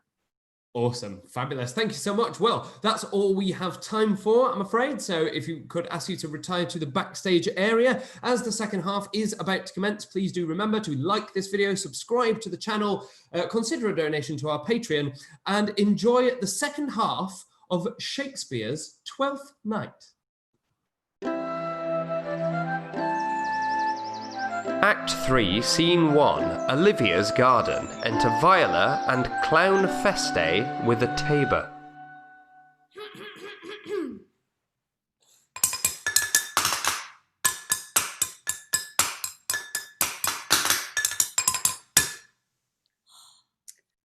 Save thee, friend, and thy music. Dost thou live by the tabor? No, sir. I live by the church. Art thou a churchman? No such matter, sir. I do live by the church, for I do live at my house, and my house doth stand by the church. So thou mayest say the king lies by a beggar if a beggar dwells near him, or the church stands by thy tabor if thy tabor stand by the church. You have said, sir. Oh, to see this age. A sentence is but chevrilled glove to a good wit. How quickly the wrong side may be turned outward. Nay, that's certain. They that dally nicely with words may quickly make them wanton. Or I would therefore my sister had no name, sir. Why, man? Why, sir, her name's a word, and to dally with that word might make my sister wanton. But indeed, words are the very rascals since bonds disgrace them. Thy reason, man? Oh, sir, I can yield you none without words, and words are grown so false, I am loath to prove reason with them. I warrant thou art a merry fellow and carest for nothing. Not so, sir. I do, care for something. But in my conscience, sir, I do not care for you. If that be to care for nothing, sir, it would make you invisible. Do do do do do do do do do. Art thou not the Lady Olivia's fool? No, indeed, sir, the Lady Olivia has no folly. She will keep no fool, sir, till she be married. And fools are as like husbands as pilchards are to herrings. The husband's the bigger. I am indeed not her fool, but her corrupter of words. I saw thee late at the Count Orsino's. Foolery, sir, does walk around the orb like the sun. It shines everywhere. I would be sorry, sir, but the fool should be as oft with your master as with my mistress. I think I saw your wisdom there. Nay, and thou pass upon me. I'll no more with thee. Hold. There's expenses for thee. Now, Jove, in his next commodity of hair, send thee a beard. By my troth, I'll tell thee, I am almost sick for one, though I would not have it grow on my chin. Is thy lady within? Would not a pair of these have bread, sir? Yes, being kept together and put to use. I would play Lord Pandarus of Phrygia, sir, to bring a Cressida to this Troilus. I understand you, sir. 'Tis well begged.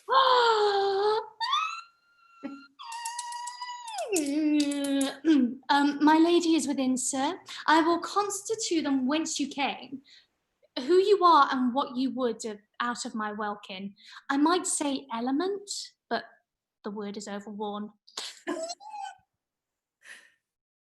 The fellow is wise enough to play the fool, and to do that well craves a kind of wit. He must observe their mood on whom he jests, the quality of the persons and the time, and like the haggard check at every feather that comes before his eye. This is a practice as full of labour as a wise man's art. For folly that he wisely shows is fit, but wise men, folly fall'n, quite taint their wit. Save you, gentlemen. And you, sir. Do you vows God, monsieur? Et vous aussi, votre serviteur. I hope, sir, you are too, and I am yours. Will you encounter the house? My niece is desirous you should enter, if your trade be to her. I am bound to your niece, sir. I mean, she is the list of my voyage. Well, taste your legs, put them to motion. My legs do better understand me, sir, than I understand what you mean by bidding me I mean go, sir, to enter. I will answer you with gate and entrance, but we are prevented. Most excellent, accomplished lady, the heavens rain odours on you. Ooh, that youth's a rare courtier. Rain odours. Oh, well. My matter hath no voice, lady, but to your own most pregnant and vouchsafed ear. Odours? Pregnant?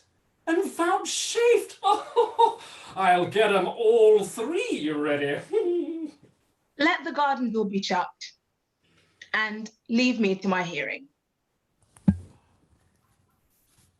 Give me your hand, sir. My duty, madam, and most humble service. What is your name?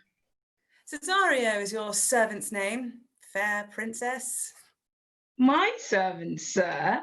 'Twas never merry world since lowly feigning was called compliment. Your servant to the Count ORSINO youth. And he is yours, and his must needs be yours. Your servant's servant is your servant, madam. For him, I think not on him. For his thoughts, well, they were blanks rather than filled with me. Madam, I come to wet your gentle thoughts on his behalf. Oh, by your leave, I pray you, I bade you never speak again of him. But would you undertake another suit? I'd rather hear you to solicit that than music from the spheres. Dear lady. Give me leave, beseech you. I did send, after the last enchantment you did here, a ring in taste of you. So did I abuse myself, my servant, and I fear me you.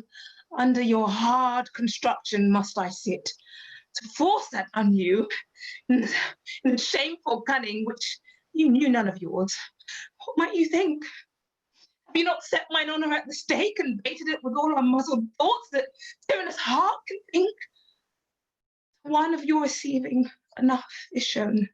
A cypress, not a bosom, hides my heart.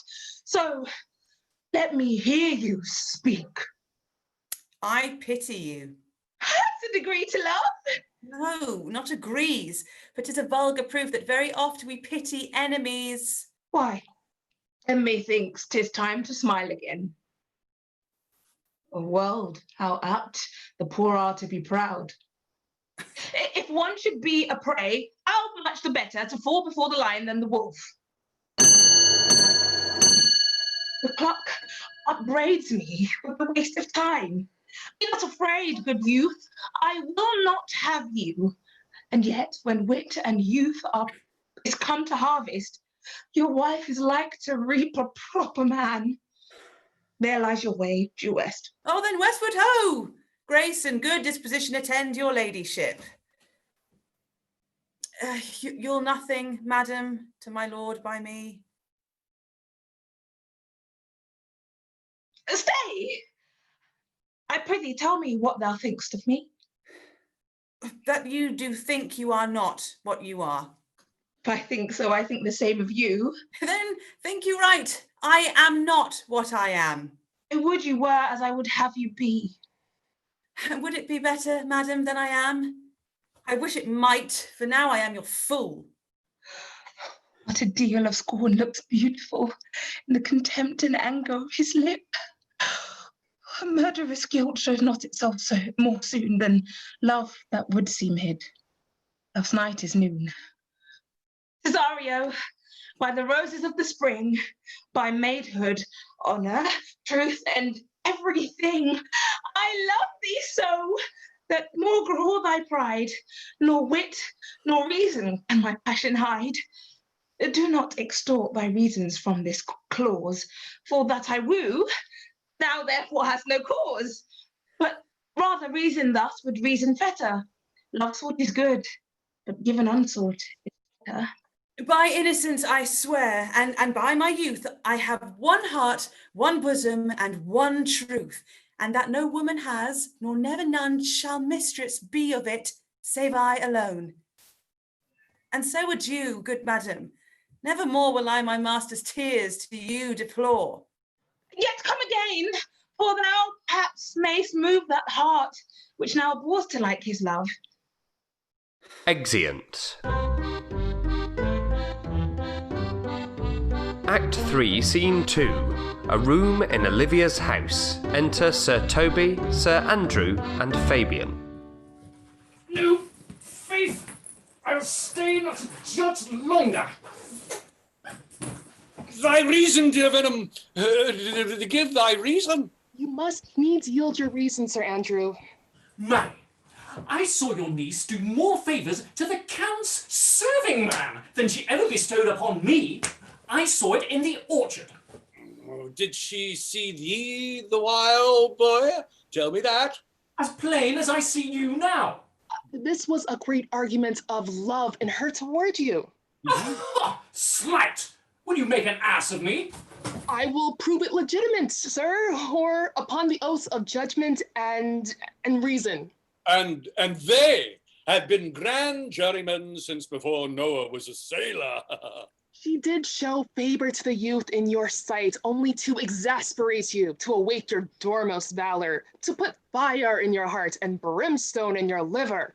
You should then have accosted her, and with some excellent jest, fire new from the mint, you should have banged the youth into dumbness. This was looked for at your hands, and this was balked.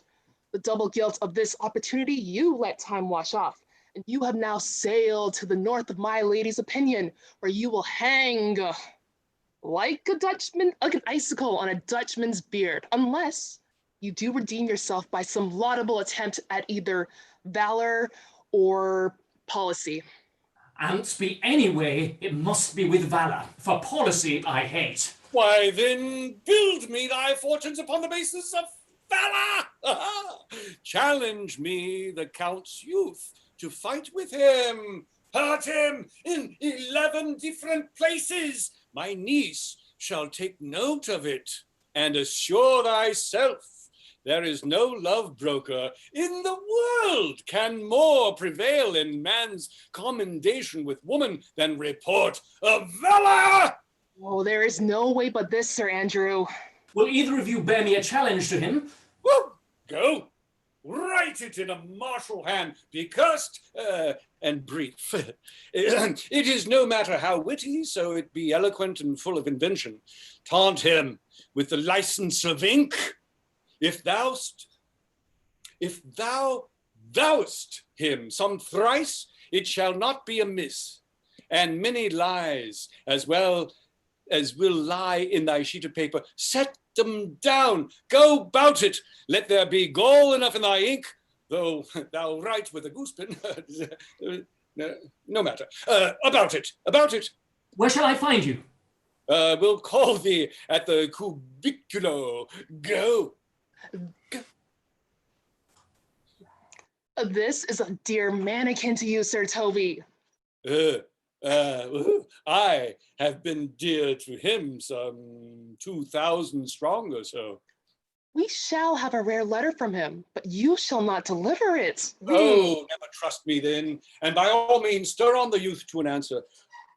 I think oxen and wain ropes could not hold them together.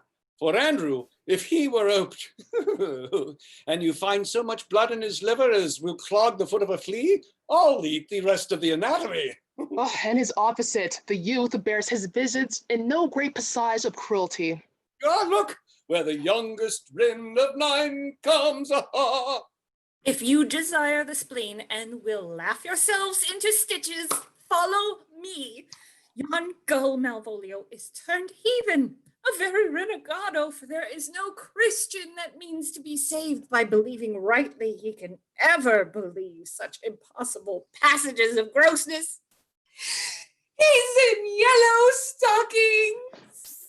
And cross-gartered? Oh, most villainously like a pedant that keeps school in the church. I have dogged him like his murderer.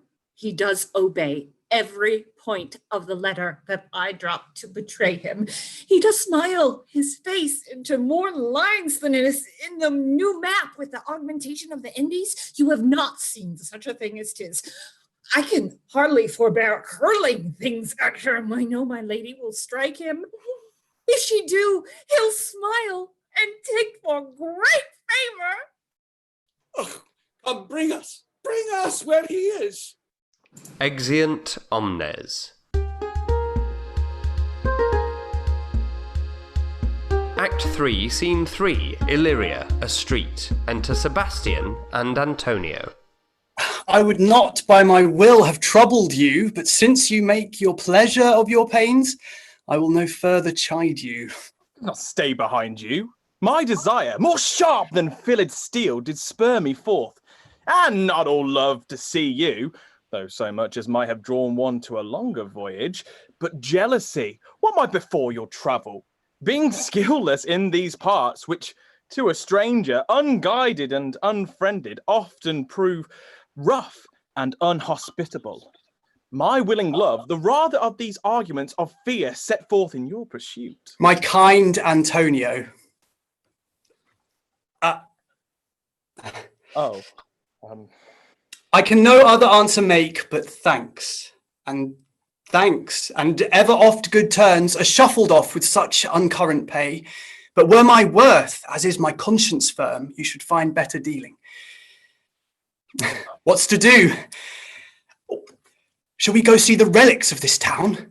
Tomorrow, sir. Best first go see your lodging. I am not weary, and 'tis long tonight. I pray you, let us satisfy our eyes with the memorials and things of fame that do renown this city. Would you pardon me? I do not without danger walk these streets. Once in a sea fight against the Count's his galleys, I did some service of such note indeed, that were I taken here, it would scarce be answered. Belike you slew great number of his people? Oh, the offence is not such of a bloody nature, albeit the quality of the time and quarrel might well have given us bloody argument. It might have since been answered in repaying what we took from them, which, for traffic's sake, most of our city did. Only myself stood out, for which if I lapse in this place, I shall pay dear. Do not then walk too open. Oh, it doth not fit me. Hold, sir. Here's my purse.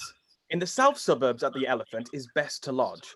I will bespoke our diet, while you beguile the time and feed your knowledge with a viewing of the town. There you shall have me. Why are your purse? Haply your eye shall light upon some toy you have desired to purchase, and your store, I think, is not for idle market, sir. I'll be your purse bearer and leave you for an hour. To the Elephant. I do remember. Exeunt.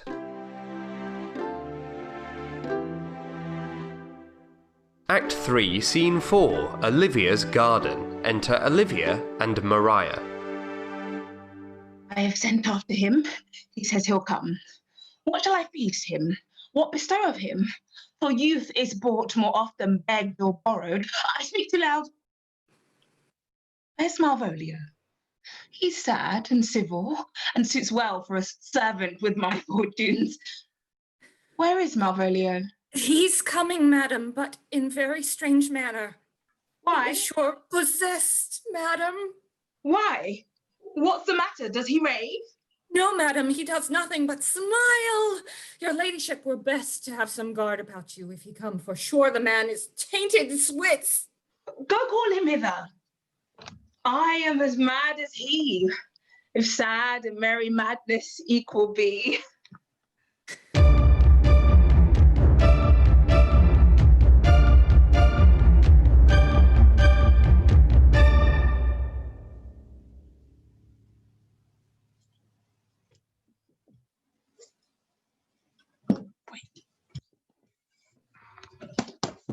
How now, Malvolio?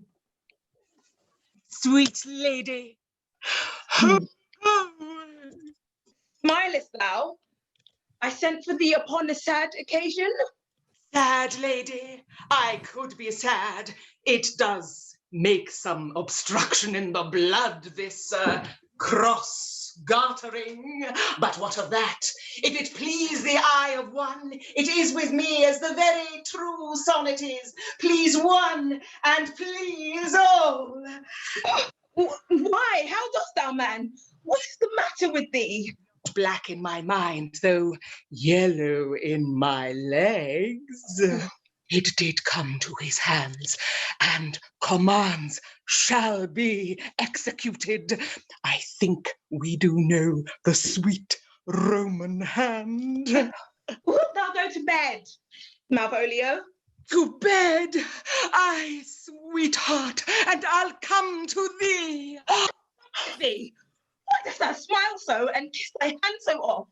How do you, Malvolio? your request.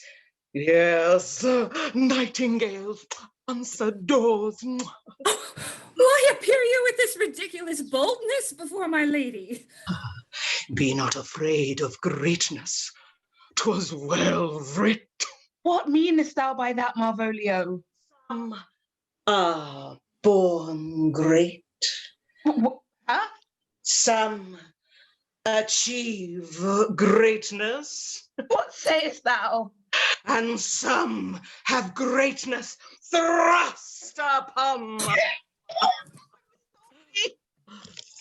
Remember who mended thy yellow stockings.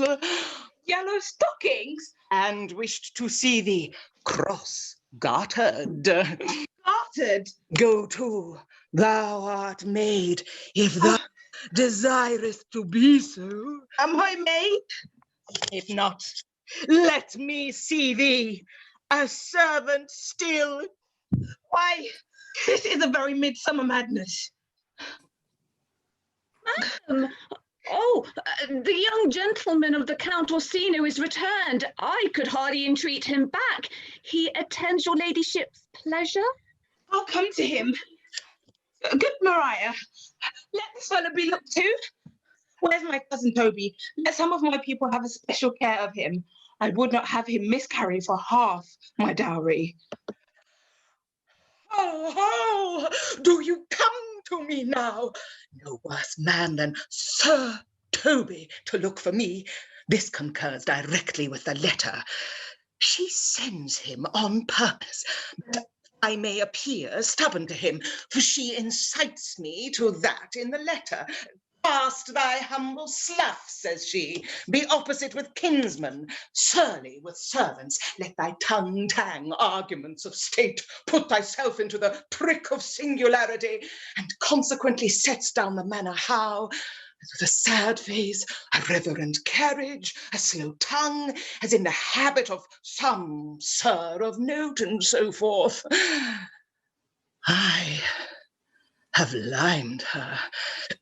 But Jove is his doing, and Jove make me thankful. And when she went away now, let this fellow be looked to, not Malvolio, nor after my degree, but fellow. Why, everything adheres together, that no dram of a scruple, no scruple of a scruple, no obstacle, no incredulous or unsafe circumstance, what can be said, nothing that can be, can come between me and the object of my hopes. Well, Jove, not I, is the doer of this, and he is to be thanked. Which way is he? Oh, in the name of sanctity, if all the devils of hell be drawn in little, and Legion himself possessed him, yet all speak to him. Oh, here he is, here he is. How is it with you, sir? How is't with you, man? Go off! I discard you. Let me enjoy my private. Go off! Lo! How hollow the fiend speaks within him. Did not I tell you, Sir Toby, my lady prays you to have a care of him? Does she so? Go to, peace. We must deal gently with him. Let me alone. How do you, Malvolio? How is't with you? What man? Oh, no, defy the devil! Oh, consider, he's an enemy to mankind. Know what you say. La, you, and you speak ill of the devil, how he takes it at heart. Pray God he be not bewitched. Oh, carry his water to the wise woman. And it shall be done tomorrow morning if I live. My lady would not lose him for more than I'll say. How now? Mistress? Oh, Lord! Prithee, hold thy peace. This is not the way. Do you not see you move him? Let me alone with him. No way, but gentleness, gently, gently. The fiend is rough and will not be roughly used. Why, how now, my bocock? How dost thou chuck? Chuck, I bid thee. Oh, I bid thee. Come you with me, what man? It is not for gravity to play at cherry pit with Satan. Oh, hang him, oh, foul collier. Come. Sir Toby, get him to pray. As minx. No, I warrant you, he will not hear of godliness. Go hang yourselves all. Oh! You are idle, shallow things. I am not of your element. You shall know more hereafter. It's possible. If this were played upon a stage, I could condemn it right now as an improbable fiction. His very genius hath taken the infection of the device, man. They pursue him now, lest the device take air and taint. Why, we shall make him mad indeed. The house will be the quieter. Come, we'll have him in a dark room and bound. Ooh, my niece is already in the belief that he is mad. We may carry it thus for our pleasure and his penance, till our very pastime, tired out of breath, prompt us to have mercy on him, at which time we will bring the device to the bar and crown thee for a finder of madman. But see. More matter for a May morning. Here's the challenge. Read it. I warrant there's vinegar and pepper in it. Oh, it's so saucy. I warrant him. Do but read. Give me.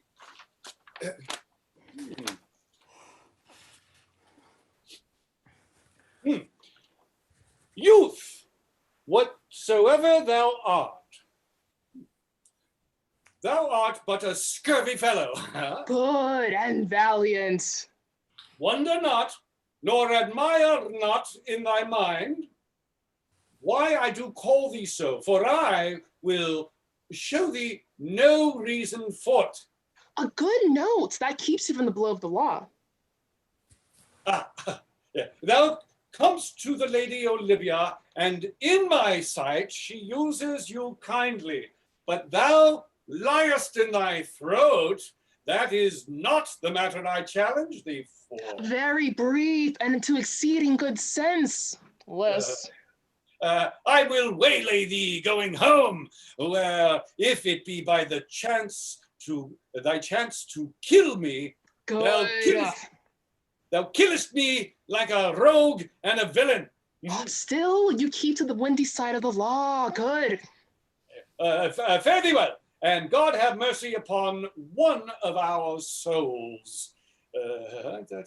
He may have mercy upon mine, but my hope is better, and so look to thyself. Thy friend as thou usest him, and thy sworn enemy, Andrew Eguchik. Well, this letter move him not. His legs cannot. I'll give it him. You may have very fit occasion for it. He is now in some commerce with my lady, and will by and by depart. Oh, go to, Sir Andrew. Scout me him at the corner of the orchard, like Bum Bailey. So soon as thou seest him, draw. And as thou drawest, swear horrible.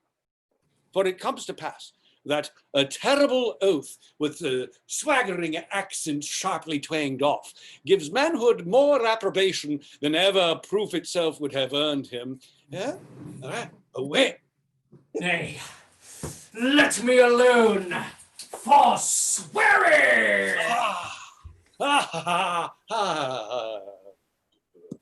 Now will I not deliver this letter, for the behavior of the young gentleman gives him out to be of good capacity in breeding. His employment between his lord and my niece confirms no less. Therefore, this letter, being so excellently ignorant, will breed no terror in the youth. He will find it comes from a clodpole. But, sir, I will deliver his challenge by word of mouth, set upon Aguecheek a notable report of valor, and drive the gentleman, as I know his youth will aptly receive it, into a most hideous opinion of his rage, skill, fury, and impetuosity. This will so fright them both that they will kill one another by the look, like cockatrice. Here he comes with your niece. Give them away till we take leave, and presently after him. I will meditate the while upon some horrid message for a challenge. I have said too much unto a heart of stone, and laid mine honour to Ontarion. There's something in me that reproves my fault, but such a headstrong, potent fault it is, that it but mocks reproof. With the same behaviour that your passion bears goes on my master's grief. Here, wear this jewel for me. 'Tis my picture. Refuse it not. It hath no tongue to vex you, and I beseech you, come again tomorrow. What shall you ask of me that I'll deny? That honour say, may upon asking give? Nothing but this, your true love for my master. How, with mine honour, may I give him that which I have given to you? I will acquit you. Well, come again tomorrow. Fare thee well. A fiend like thee might bear my soul to hell.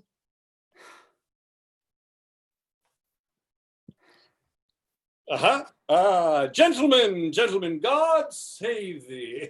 And you, sir. That defence thou hast, betake thee to it.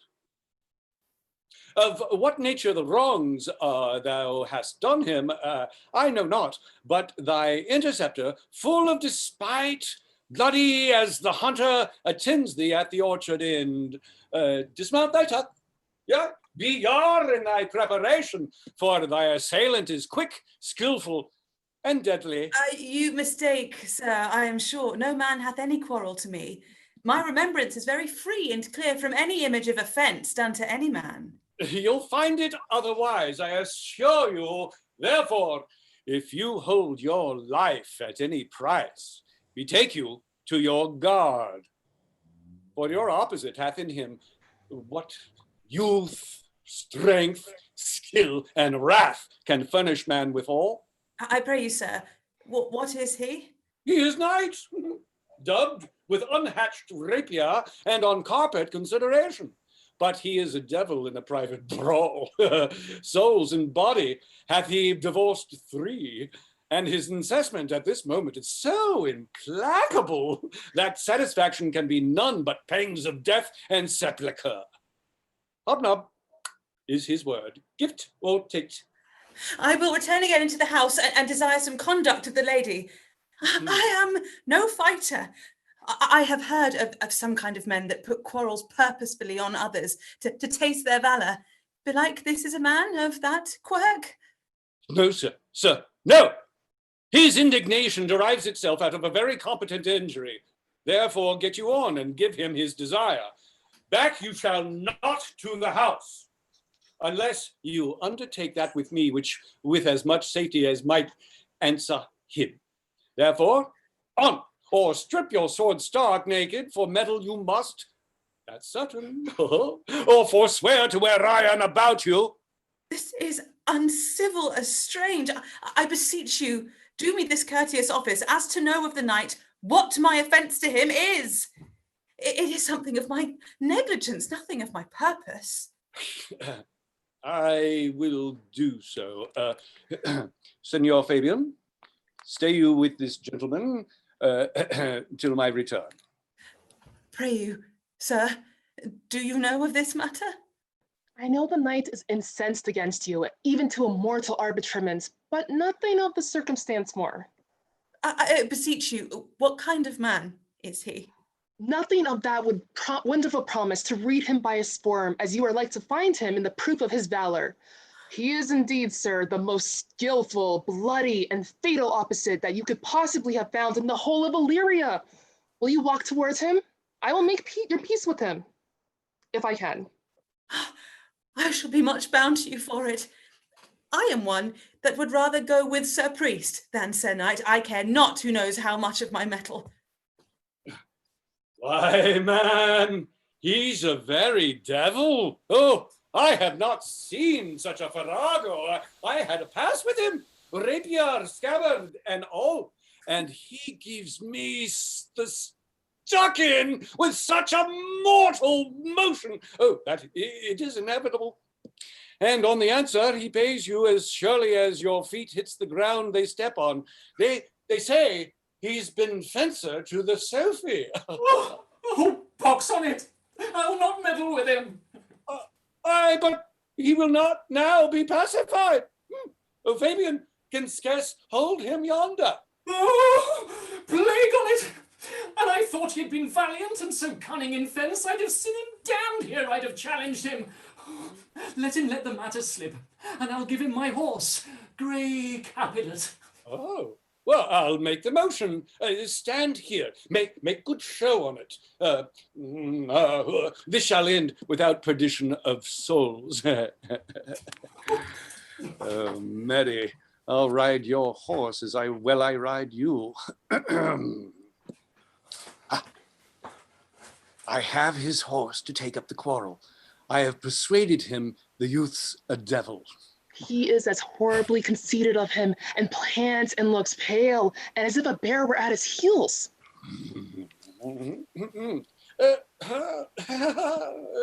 There's no remedy, sir. He will fight with you for oath's sake. Mary, he hath better bethought him of his quarrel, and he finds that now scarce to be worth talking of. Therefore, draw for the supportance of his vow. He protests he will not hurt you. Pray God defend me. A little thing would make me tell them how much I lack of a man. Give ground if you see him furious. Come, Sir Andrew, there's no remedy. The gentleman will, for his honour's sake, have one bout with you. He cannot by the duello avoid it, but he has promised me, as he is a gentleman and a soldier, he will not hurt you. Come on, do it. Pray God, he keep his oath. Oh. I do assure you, 'tis against my will. Put up your sword. If this young gentleman have done offence, I take the fault on me. If you offend him, I for you defy you. You, sir? Why? What are you? One, sir, that for his love dares yet no more do more than you have heard him brag to you, he will. Nay, if you be an undertaker, I am for you. Oh, good sir Toby, hold. Here comes the officer.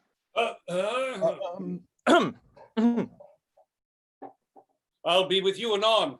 Pray, sir, put up your sword, if you please. Marry, will I, sir, and for that I promised you I'll be as good as my word. He will bear you easily and reigns well. Antonio, I arrest thee at the suit of Count Orsino. You do mistake me, sir. No, sir, no jot. I know your favor well, though now you have no sea cap on your head. Take him away. He knows I know him. I must obey. This comes with seeking you, but there's no remedy. I shall answer it. What will you do now? Now my necessity makes me to answer you for my purse. It grieves me much more for what I cannot do for you than what befalls myself. You stand amazed, but be of comfort. Come, away. I must entreat of you of some of that money. What money, sir? For the fair kindness you have showed me here, and part being prompted by your present trouble, out of my lean and low ability, I'll lend you something. My having is not much. I'll make division of my present with you. Hold, there's half my coffer. Will you deny me now? Is it possible that my deserts to you can lack persuasion? Do not tempt my misery, lest that it make me so unsound a man as to upbraid you with those kindnesses that I have done for you. I know of none, nor know I you by voice or any feature. I hate ingratitude more in a man than lying, vainness, babbling, drunkenness, or any taint of vice whose strong corruption inhabits our frail blood. Oh, heavens themselves! Come, sir, pray you. Go. Let me speak a little. This youth you see here, I snatched one half out of the jaws of death, relieved him with such sanctity of love, and to his image, which methought did promise most venerable worth, did I devotion. What's that to me? The time goes by, away. But oh, how vile and idle proves this God. Thou hast, Sebastian, done good feature shame. In nature there's no blemish but the mind. None can be called deformed but the unkind. Virtue is beauty, but the beauteous evil are empty trunks overflourished by the devil. The man grows mad. Away with him. Come, sir, come. Lead me on. Thinks his words do from such passion fly that he believes himself, so do not I. Oh, prove true, imagination, oh, prove true, that I, dear brother, be now ta'en for you. Come hither, knight, come hither, Fabian. We'll whisper o'er a couplet or two of most sage saws. He named Sebastian. I, my brother, know, yet living in my glass, even such and so in favour was my brother, and he went still in this fashion, colour, ornament, for him I imitate. Oh, if it prove, tempests are kind, and salt waves fresh in love. Oh, a very dishonest paltry boy, and a more coward than a hare. His dishonesty appears in leaving his friend here in necessity and denying him, and for his cowardship, ask Fabian.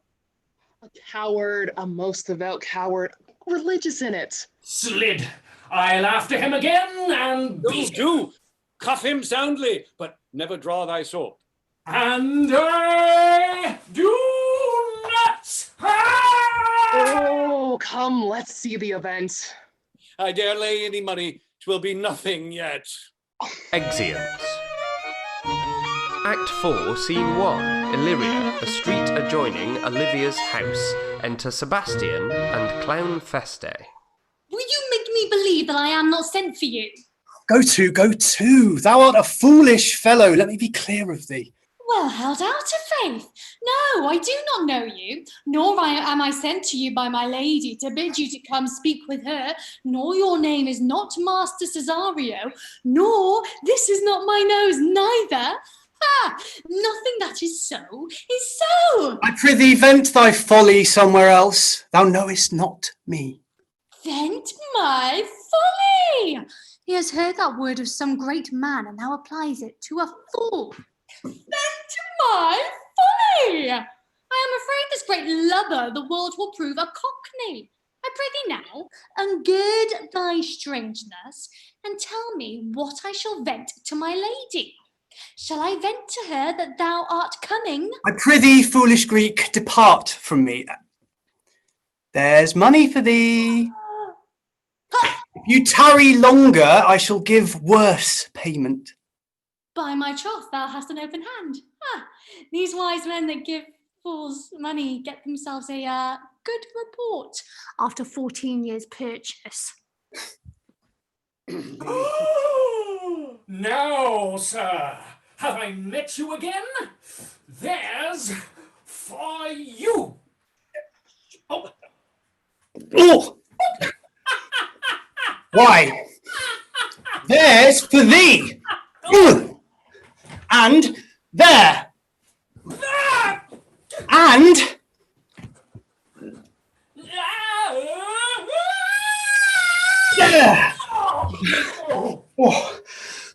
are all the people mad? Hold, sir, hold, or I'll throw your dagger over the house. I tell my lady straight, I would not be in some of your coats for 2p. Oh. Come, sir, hold! Sir, let him alone. I'll go another way to work with him. I'll have an action of battery against him if there be any law in Illyria. Though I struck him first, yet it's no matter for that. Let go thy hand! Oh, come, sir, I will not let you go. Go home, my young soldier, put up your iron. You're well fleshed, huh? Come on. I will be free from thee. No! What wouldst thou now? If thou darest tempt me further, draw thy sword. What? What? Nay, then. Nay, I must have some of an ounce or two of this Malapert blood from you. Uh-huh. Oh, Toby, on thy life, I charge thee, hold! Madam! Madam! Be thus, ungracious wretch! Fit for the mountains and the barbarous caves, where manners ne'er were preached. Out of my sight! Be not offended, Cesario. Bid thee be gone! I pray thee, gentle friend, let thy fair wisdom, not thy passion sway in this uncivil and unjust extent against thy peace. Go with me to my house, and hear thou there how many fruitless pranks this ruffian hath watched up, that thou thereby mayst smile at this. Thou shalt not choose to go, but do not deny. Beshrew his soul for me, I started one poor heart of mine in thee. What relish is in this? How runs the stream? Or am I mad, or else this is a dream? Let fancy still my sense in Lethe steep. If it be thus to dream, still let me sleep. Nay, come, I prithee. Wouldst thou be ruled by me? Madam, I will. Oh, say so, and so be. Oh! Exeunt. Act 4, Scene 2. A room in Olivia's house. Enter Maria, Clown Feste, and Malvolio. Nay, I prithee, put on this gown and this beard. Make him believe thou art Sir Topaz the curate. Do it quickly. I'll call Sir Toby the whilst. Well, I'll put it on, and I will dissemble myself in it. And I would, were I the first that ever dissembled in such gown. Oh, I am not tall enough to become the function well, nor lean enough to be thought of a good student. Oh, the competitors enter. Ah, Jove bless thee, Master Parson. Buenos dias, Sir Toby. For as the old hermit of Prague that never saw pen and ink very wittily said to a niece of profound King Gorboduc, that is. So I, being Master Parson, am Master Parson, for what is that but that, and is but is. Well, to him, Sir Topaz. To him. What ho, I say? Peace in this prison. The knave counterfeits well, a good knave, a good knave. Who's there? Dear Topaz the curate, who comes to visit Malvolio the lunatic. Topaz, Sir Topaz, good Sir Topaz, go to my lady. Out hyperbolical friend! How vexest thou this man? Talkest thou nothing but of ladies? Well said, Master Parson. Topaz, never was man thus wronged. Good Sir Topaz, do not think I am mad. They have laid me here in hideous darkness. By thou dishonest Satan, I call thee by the most modest terms. For I am one of those gentle ones that will use the devil himself will curtsy. Sayest thou that house is dark? hell, the topaz. Why, it hath bay windows transparent as barricadoes, and the clerestories towards the south-north are as lustrous as ebony. And yet complainest thou of obstruction? I am not mad, Sir Topaz. I say to you, this house is dark. Madman thou erst. I say there is no darkness but ignorance. Say, this house is as dark as ignorance, though ignorance were as dark as hell. And I say there was never a man thus abused. I am no more mad than you are. Make a trial of it in any constant question. What is the opinion of Pythagoras concerning wildfowl? Soul of our grandam might happily inhabit a bird. What thinkest thou of his opinion? Think nobly of the soul, and in no way approve his opinion. Fare thee well. Remain thou still in darkness. Thou shalt hold the opinion of Pythagoras, ere I will allow thy wits, and fear to kill a woodcock, lest thou dispossess the soul of thy grandam. Sir Topaz! Sir Topaz! My most exquisite Sir Topaz. Nay, I am for all waters. I mightst have done this without thy beard and gown. He sees thee not. To him now in thine own voice, and bring me word how thou findest him. I would we were well rid of this knavery. If he may be conveniently delivered, I would he were. For I am now so far in offence with my niece that I cannot pursue with any safety this sport to the upshot. Come by and by to my chamber. Hey,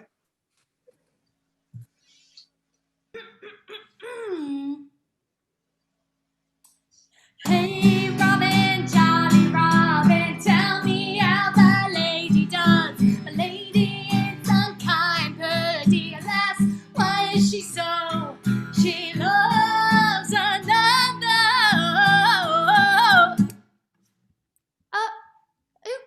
Who calls? Fool, as ever thou wilt deserve well at my hand.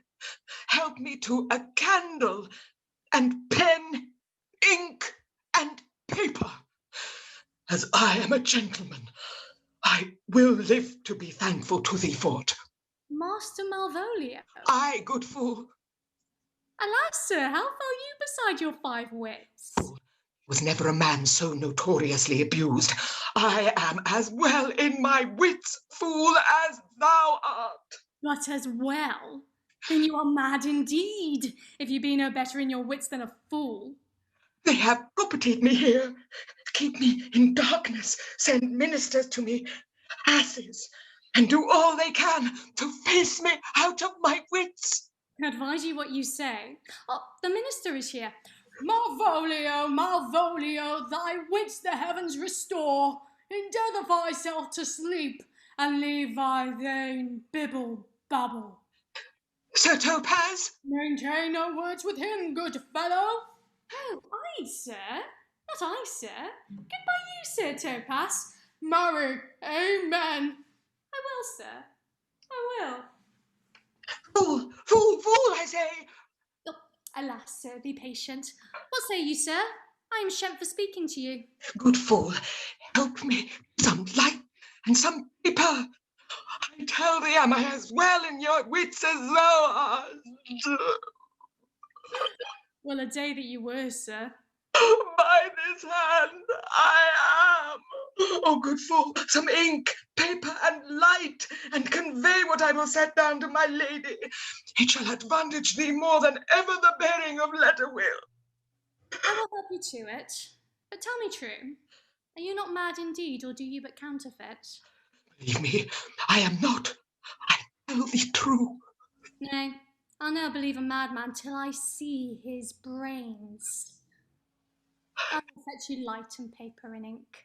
Oh, fool, I'll requite it in the highest degree. I prithee, be gone. I am gone, sir, and anon, sir, I'll be with you again. In a trice, like to the old vice, you'll need to sustain. Who would dagger a laugh in his rage and his wrath, cries ah to the devil. Like a mad lad, pare thy nails dead, a Jew good man devil. Exit.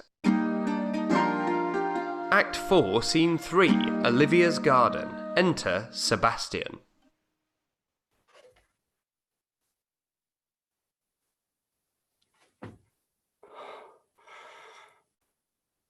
This is the air.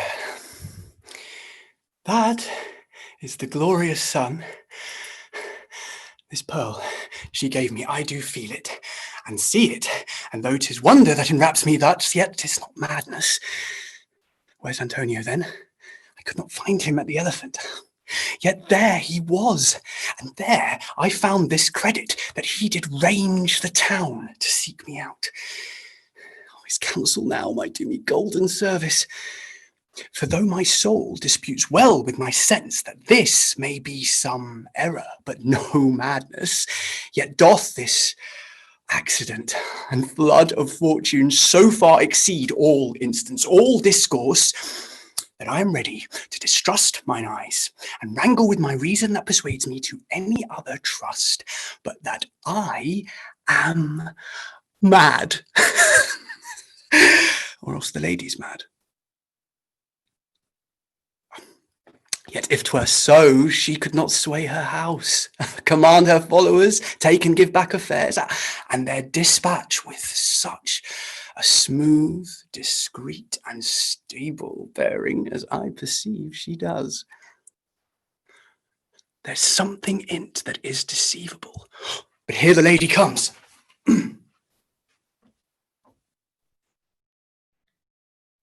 Not the taste of mine. If you mean well, now go with me and with this holy man into the chantry by. There before him and under that consecrated roof, write me the full assurance of your faith, that my most jealous and too doubtful soul may live at peace. It shall conceal it whilst you're willing, it shall come to note. What time will our celebration keep according to my birth? What do you say? I'll follow this good man and go with you, and having sworn truth, ever will be true. Lead the way! Good Father, heaven shine, that they may fairly act. Note this act of mine.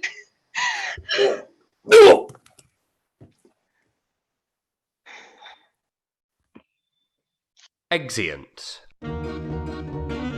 Act 5, Scene 1, a street before Olivia's house. Enter Clown Feste and Fabian. Oh, gosh. Now, as thou lovest me, let me see this letter. Good Master Fabian, grant me another request. Anything. Do not desire to see this letter. This is to give a dog, and in recompense ask for my dog again. Belong you to the Lady Olivia, friends? Sir, will you some of her trappings? I know thee well. How dost thou, my good fellow? Truly, sir, the better for my foes and the worse for my friends. Just the contrary, the better for thy friends. No, sir, the worse. How can that be? Marry, sir, they praise me and make an ass of me. Now my foes tell me plainly I am an ass, so that by my foes, sir, I profit in the knowledge of myself, and by my friends, I am abused. So that conclusions to be as kisses, if your 4 negatives make 2 affirmatives, why then, the worse for my friends and the better for my foes. Well, this is excellent. Or by my tross, sir, no. Though it please you to be one of my friends. Thou shalt not be the worse for me. There's gold. Oh, but that it would be a double dealing, sir. I wish you could make it another. Oh, you give me ill counsel. Oh, but put your grace in your pocket, sir. For this once, let your flesh and blood obey it. Well, I will be so much a sinner to be a double dealer. There's another. Oh, primo. Secundo. Tertio is a good play, and the old saying is, the third pays for all. The triplex, sir, is a good tripping measure, you know. 1, 2, 3. You can fold no more money out of me at this throw. If you will let your lady know I am here to speak with her and bring her along with you, it may awake my bounty further.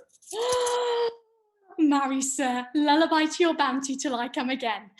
I go, sir, but I would not have you think that my desire is having the sin of a covetousness. But as you say, sir, let your bounty take a nap. I will awake it anon. Ooh. Oh, here comes the man, sir, that did rescue me. The face of his I do remember well. Yet when I last saw it, it was besmeared as black as Vulcan in the smoke of war. You know, a bobbling vessel was he captain of, for shallow draught and bulk unprizable, with which such scatheful grapple did he make with the most noble bottom of our fleet, that very envy and the tongue of loss cried fame and honor on him. What's the matter? Orsino, this is that Antonio that took the Phoenix and Hafrot from Candy.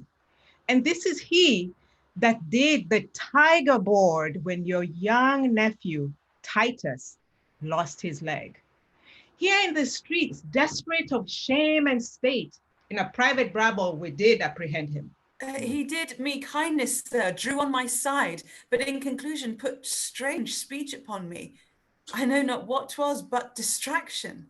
Notable pirate, thou salt water thief, what foolish boldness brought thee to their mercies, whom thou in terms so bloody and so dear hast made thine enemies?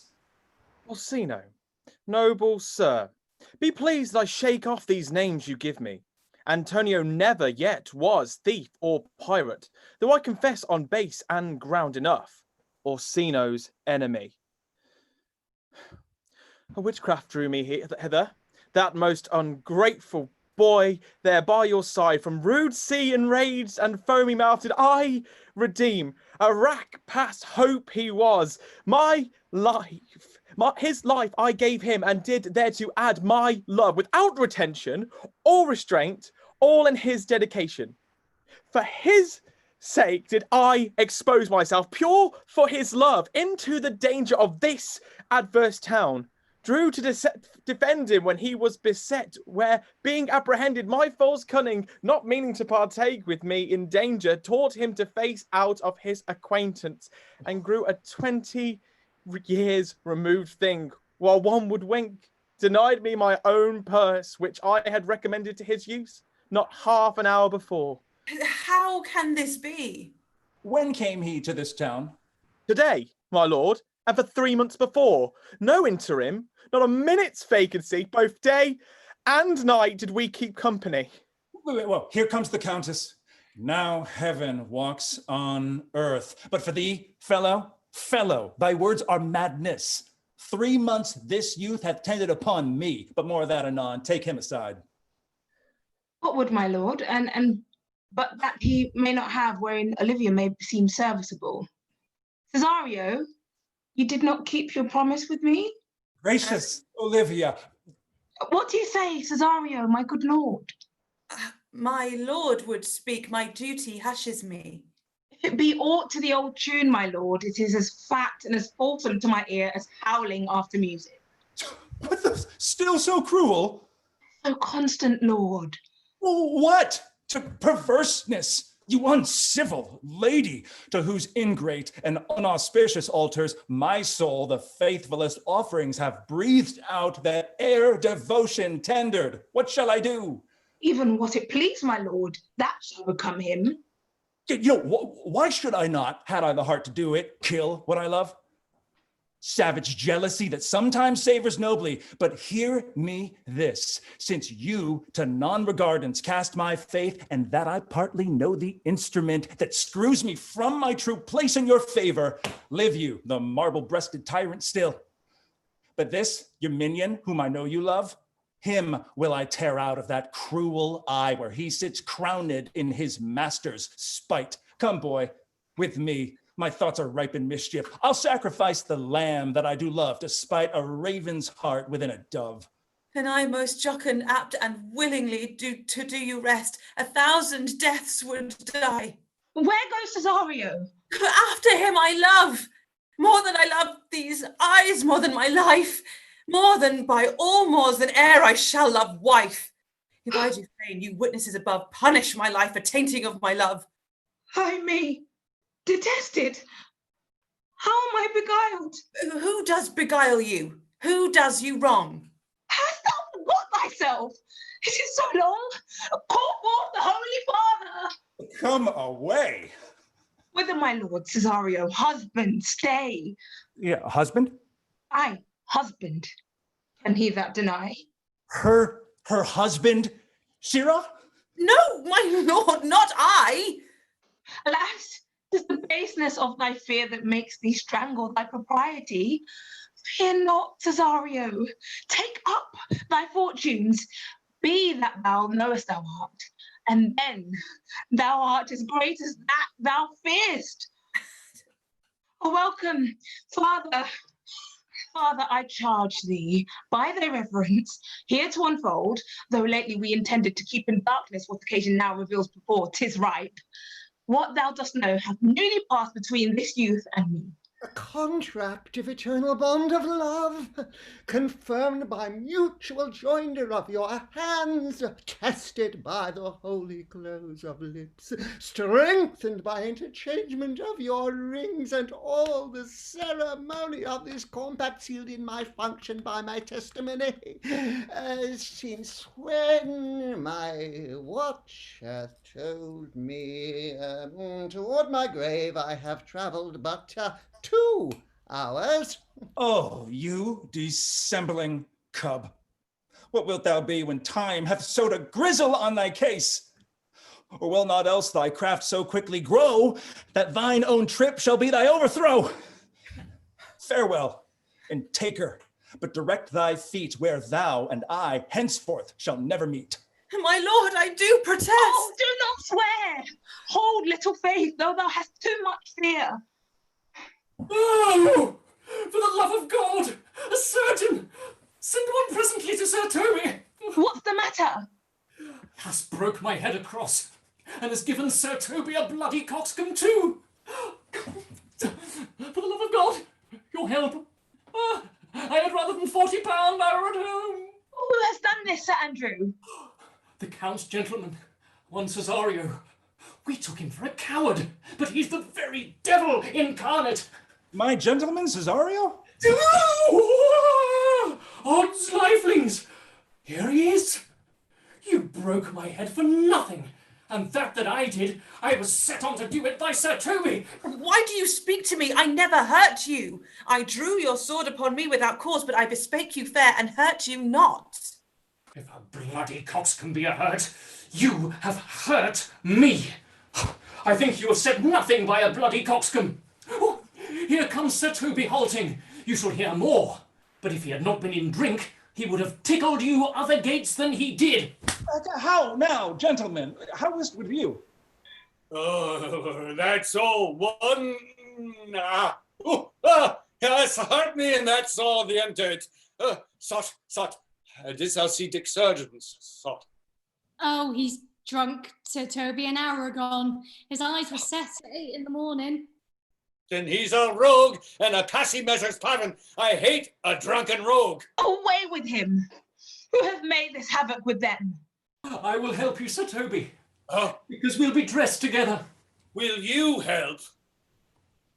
An asshead and a coxcomb and a knave, a thin-faced knave, a gull? Get him to bed and let his hurt be looked to. I am sorry, madam. I have hurt your kinsman, but had it been the brother of my blood, I must have done no less with wit and safety.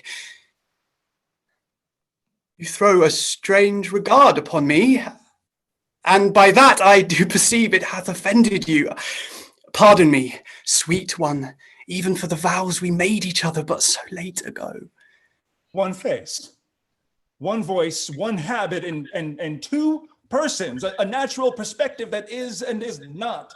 Antonio, oh, Oh, my dear Antonio, how have the hours racked and tortured me since I have lost thee?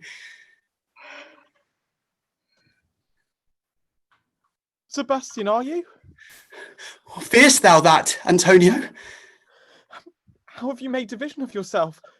An apple cleft in two is not more twin than these two creatures. Which is Sebastian? Most wonderful! Do I stand there? I never had a brother, nor can there be that deity in my nature of here and everywhere.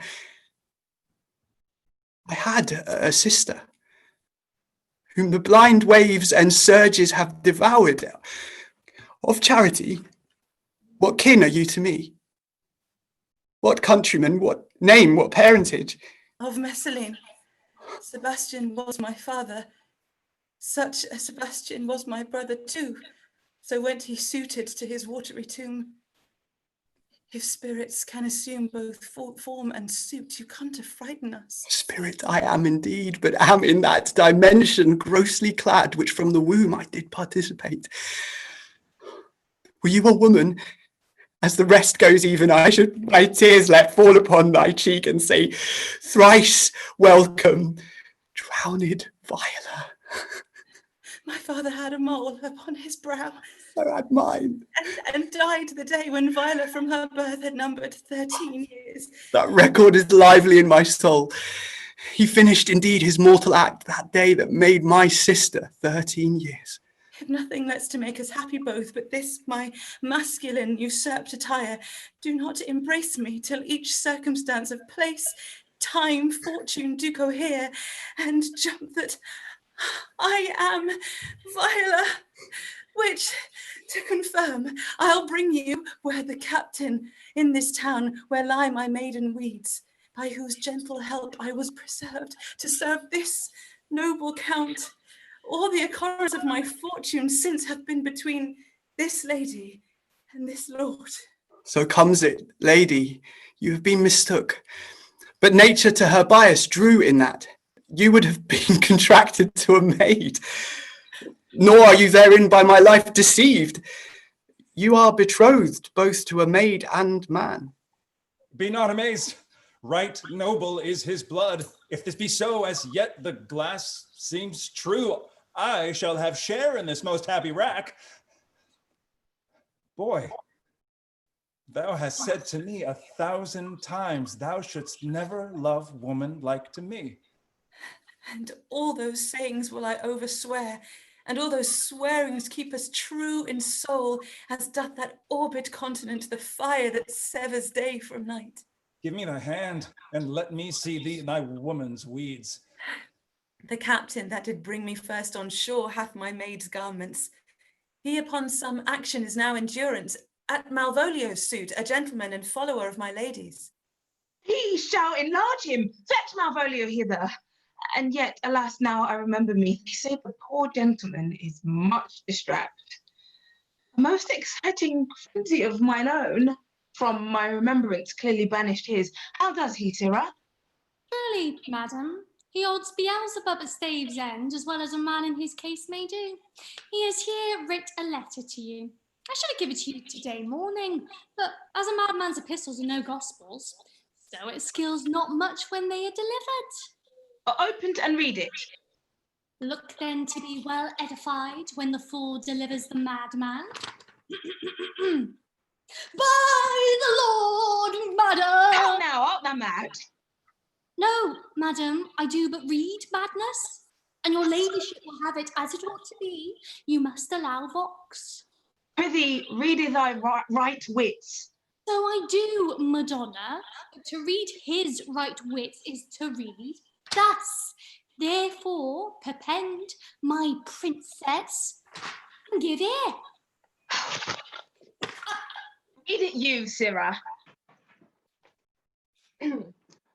By the lady, madam, by the Lord, madam, you wrong me, and the world shall know it. Though you have put me into darkness and given your drunken cousin rule over me, yet I have the benefits of my senses as well as your ladyship. I have your own letter that induced me to the semblance that I put on, with the which I doubt not but to do myself much right, or you much shame. Think of me as you please. I leave my duty a little unthought of, and speak out of my injury.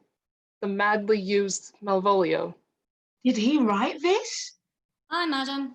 This savors not much of distraction. See him delivered, Fabian. Bring him hither.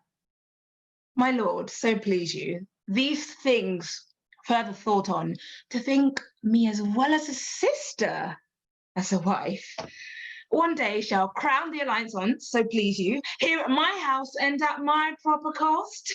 Madam, I am most apt to embrace your offer.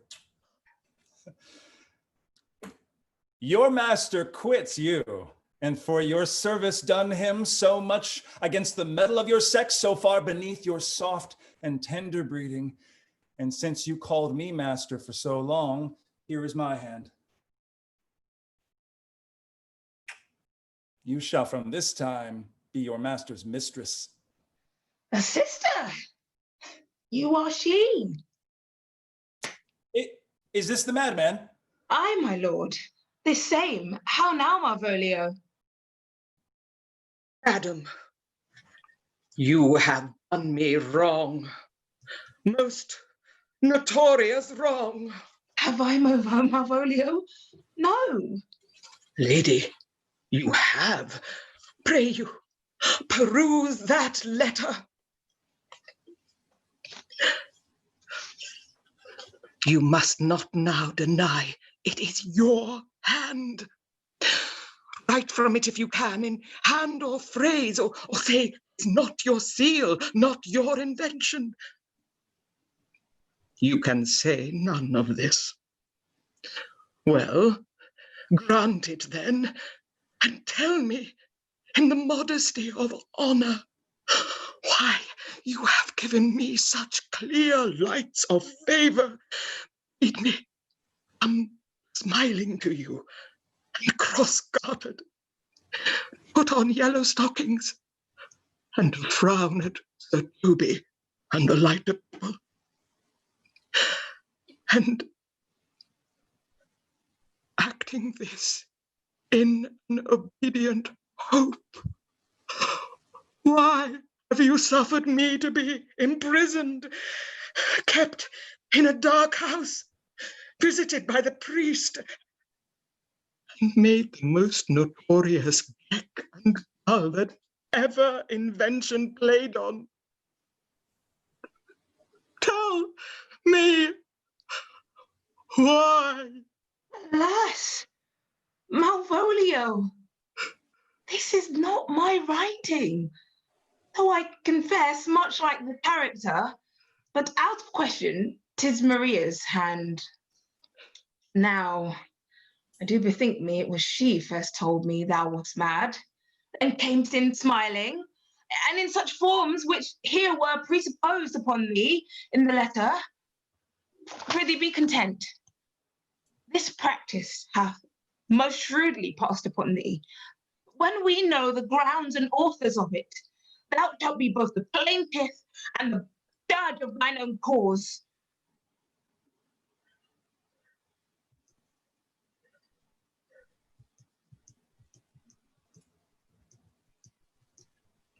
Ah, thy lips do move, but I do hear thee not.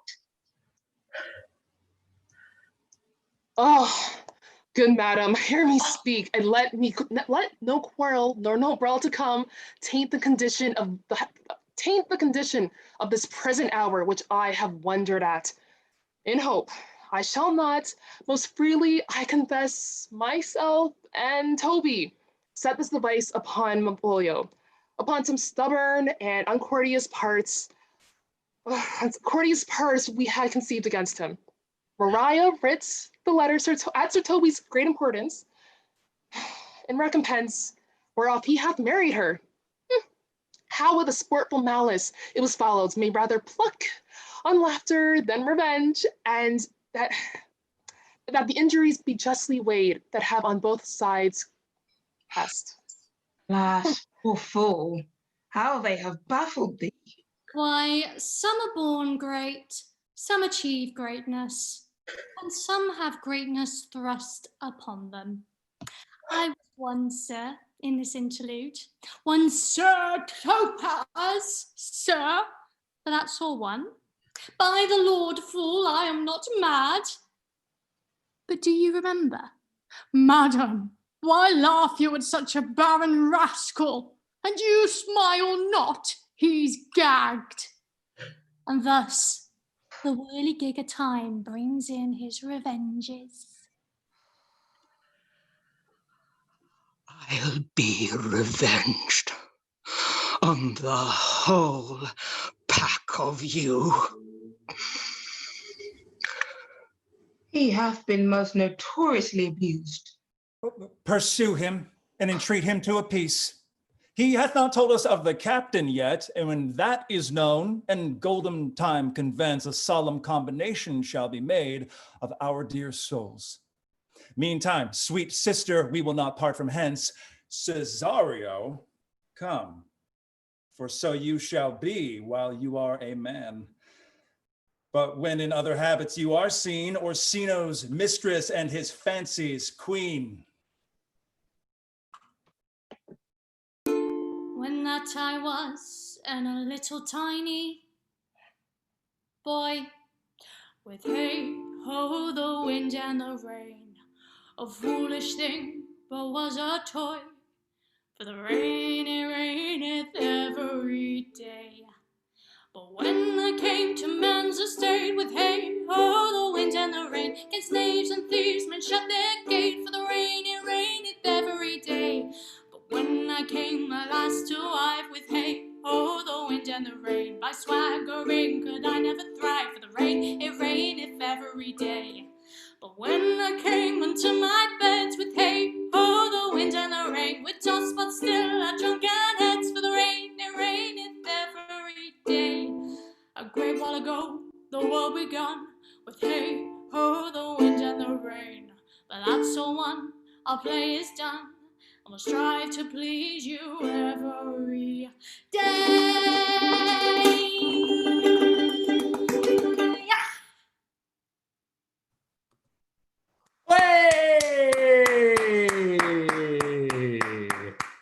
Congratulations, everyone. Give yourselves a huge round of applause. What an amazing show. Congratulations. That was absolutely fantastic. I had a wonderful time. Thank you all so much. So good. I'm excited. Thank you to all of you watching around the world at home right now. Thank you for joining us. Please allow me to introduce the cast and crew, starting as always with our incredible producer, Sarah Peachy. Hi everyone, I'm Sarah. I'm an actor and innovation project manager based in Glasgow. Wonderful. Our associate director, stage manager and master of props, Emily Ingram. Hi, I'm Emily. I'm a writer, director and stage manager based in Edinburgh. On music and sound, it's Dan Blaker. Hi everyone, I'm Dan. I'm a sound designer and engineer based in Dorset. Wonderful. And with thanks, of course, to movement and fight director Enrique Ortuño. And our cast for tonight, put together by Sydney Aldridge. They put on an incredible show for us here tonight. Thank you all so much. As VIOLA, Lydia Bakelmun. Hi, I'm Lydia. I'm from London and I'm an actress. Wonderful. Olivia, Comfort Fabian. Hi, I'm Comfort Fabian. I'm in London and I'm an actress. As Orsino, Michael Perez. Hello, I am Michael, Southern California-based actor, barista, looking for work. As Sir Toby, Jeffrey Weissman. I'm Jeffrey Weissman here in Northern California. I'm an actor, director, and trying to not go into retirement. As FESTE, Carys McQueen. Hello, I'm Carys McQueen. I'm originally from Wales, but I'm based in London, and I'm an actor-musician. As Malvolio, it's Fiona Tong. Hello, I'm Fiona Tong. I'm based in London as well, and I'm also an actress. Antonio, Liam Alexandru. Hello, I'm Liam. I'm an actor, writer, and theatre and filmmaker, and I'm based in a small little town called Droitwich in the Midlands. Sebastian, Clive Keene. Hi everyone, my name's Clive Keene. I'm from London and I'm an actor. As Sir Andrew, Lewis Allcock. Hi everyone, I'm Lewis Allcock. I'm based in London as well, and I'm an actor as well. That's Fabian, Chi-Chi Onuah. Hello, my name is Chi-Chi. I'm an actor, mover, singer, and I'm based in Toronto. And yeah, that's me. As Maria, Julie Baber. Hi, I'm Julie Baber. I am from the U.S. Virgin Islands, St. Thomas, and I'm an actor and an accountant. And our ensemble for this evening, first of all, Christine Atieno. Hello, I'm Christine Atieno. I'm in San Diego, soon to go to London to drama school. And oh, sorry, go on. And I am an actress. Wonderful. And John D. Huston. Hi, I'm the other Canadian in today's cast, and John D. Huston, living in Toronto, but currently in Winnipeg, and I'm an actor. Wonderful. And our valiant swings for this evening, you saw cameos from both of them throughout the play, who would have, in the event of personal emergencies or technical difficulties, swung in to keep the story moving forward. Henry Charnock. Hello, I'm Henry Charnock. I'm an actor and I'm based in Birmingham, England. And Larissa Oates. Hi, lovelies. I'm Larissa. I'm an actress based in London. Wonderful. And a special shout out to our swings this week who have actually swung in during rehearsals to keep the rehearsals moving forward, not just the performance. So thank you both so much for that. If you are watching at home, please do send in your questions for the cast and crew. We would love to be able to answer them. And then while you're there, please do like the video, subscribe to the channel, make sure you post your reactions using the hashtag #ShowMustGoOnline, and consider a donation if you've enjoyed the show to our Patreon opt-in hardship fund. Many, if not all, of the actors that are involved in this project, as well as the crew, have lost out on work due to the ongoing COVID-19 pandemic. And the opt-in hardship fund allows them to receive a share of the money that you donate every month. So please do consider donating to the wonderful Patreon page. Or if you would like to commemorate your experience with us this evening, consider getting some TSMGO merch. We have face masks, which means that you can do some advertising for us while keeping yourself safe and healthy. So always good. Oh, and the cats are coming out in force. We love to see it. We love to see it. Marvelous. Marvelous. Excellent. Sarah, do you know if we've got any questions through from our audience yet, or are they all still applauding? There's still applause coming through, but I have captured some from earlier as well. Fabulous. Let's make a start then. Throw some over. So let me have a look. So I've got one here which was, yes, how do you balance having a great likable Malvolio versus having the second half too cruel? Are those two things in opposition? I don't know. Is that a question for me? Yeah, take it away. Okay, so how do you balance? I think that he's a very serious character, and obviously he takes himself far too seriously, but he feels very serious about life, but he has these dreams of prosperity, but also harbors these feelings for Olivia, which are probably genuine. I mean, you can interpret it in different ways, but he's after those two. He probably wouldn't be in love with her if she didn't have really high status, perhaps.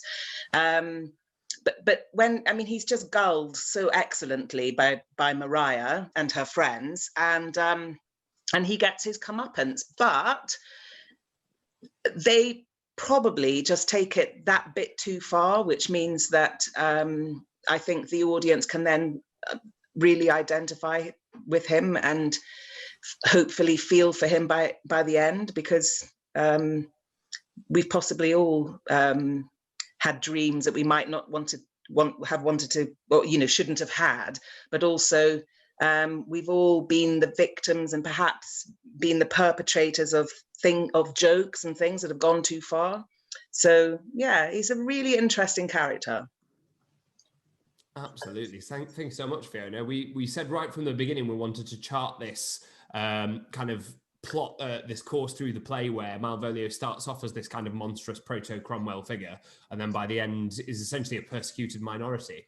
And for me, the moment where it kind of goes too far is the Sir Topaz scene. And it was really interesting seeing Toby and Mariah peeling off and only Feste holding actually strong to that plan. So that by the end, the whirligig of time really did bring in its revengers, didn't it? It was really beautifully played by all of you, and all in the active listening, which of course this medium allows so much more for than any other. It's really extraordinary. So thank you all so much for that. It was really fantastic. Sarah, any more questions? Yes. So I've got one question that has someone has asked it earlier. So I put this one forward because they're keen to know. So the seaweed in scene 1. So I think that's scene Act 1, Scene 2. The question is, was that partially cut up rubbish bags? No, that was entirely cut up rubbish bags. Great answer. Great. I've got a related question, actually, or semi-related. I saw one earlier. Someone asked, Jeffrey, how many hats do you have? Well, I in fact, just before the show, decided I needed to wear this one in a scene, and I went through probably 10 boxes before I found it. So it's not the amount of hats, it's the specificity of the hats. I have to say that my spouse, my wife, she supplied the black one and the light blue one, so she has her hats too. Wonderful, wonderful. What a collection to be able to avail yourself of. That's brilliant. Marvellous. Sarah, do we have any more questions coming in? Yes, so I've got, I'll put these two together because it's about the music. So the first question was Feste chosen for her wonderful voice? In part, there are many things that a Feste needs, and it's tough to find somebody that's got all of them, and Carys does, which is fantastic comic instincts, incredible talent and dexterity with the text, not only a great singing voice, but then multi-instrumental capabilities as well. And the fact that on top of all that, Carys has actually been in one of our shows before and knows how it works, was able to really take advantage of the format, just meant that there was an absolutely perfect combination, and really it couldn't have been anyone else. And what a performance. Just tremendous, Carys. Really, really fantastic work. Well done. Well done. Hats off. Absolutely. And the other question I had was, which I will explain first, is did you let actors select their own songs with some guidance, or were they handed pre-picked notes? So the first thing I would say is all of the songs were written by the lovely Carys, adding to the incredible array of talents. There were a couple of little bits that perhaps our cast members can talk about in the lovely drunken scene, where there was a bit more improvised element to them. I just before the show discovered the resources for the 3 different songs that Toby does excerpts from, and I didn't in fact know those songs beforehand, so I did a quick study and did what I could do with them. Wonderful, wonderful. Ah, so joyful. And it really adds a whole other level to it. And it's been so interesting doing the chronology, seeing the songs just take more and more and a bigger part of the plays as we go along, especially the comedies, as kind of Kemp starts to go into the rear view mirror off to Norwich, jigging away, and we start to get Armin in, who it seems was much more of a intellectual wit and more of an instrumentalist. It's really interesting to see how Shakespeare writes for the talent that he's got, I suppose, and certainly how these kind of post-Hamlet plays, it really does feel like Hamlet is a line in the sand, and we're definitely looking into so much more complexity now within the themes of the plays than there was before, starting to really mess around with genre as well as getting really jazzy with the rhythms. Yeah, it's awesome stuff. Awesome stuff. Sarah, any more questions? Yes. So let me see which one. So, sorry, looking through for the one. Where is it? Oh, yes, this was a good one. So this is for everyone. Someone has asked, can you describe your character in one word? So Robbie might want to do a little Yeah. or maybe hands let's up just get when round you've got. robin going. Yeah. All right, I'll use my screen. Carys.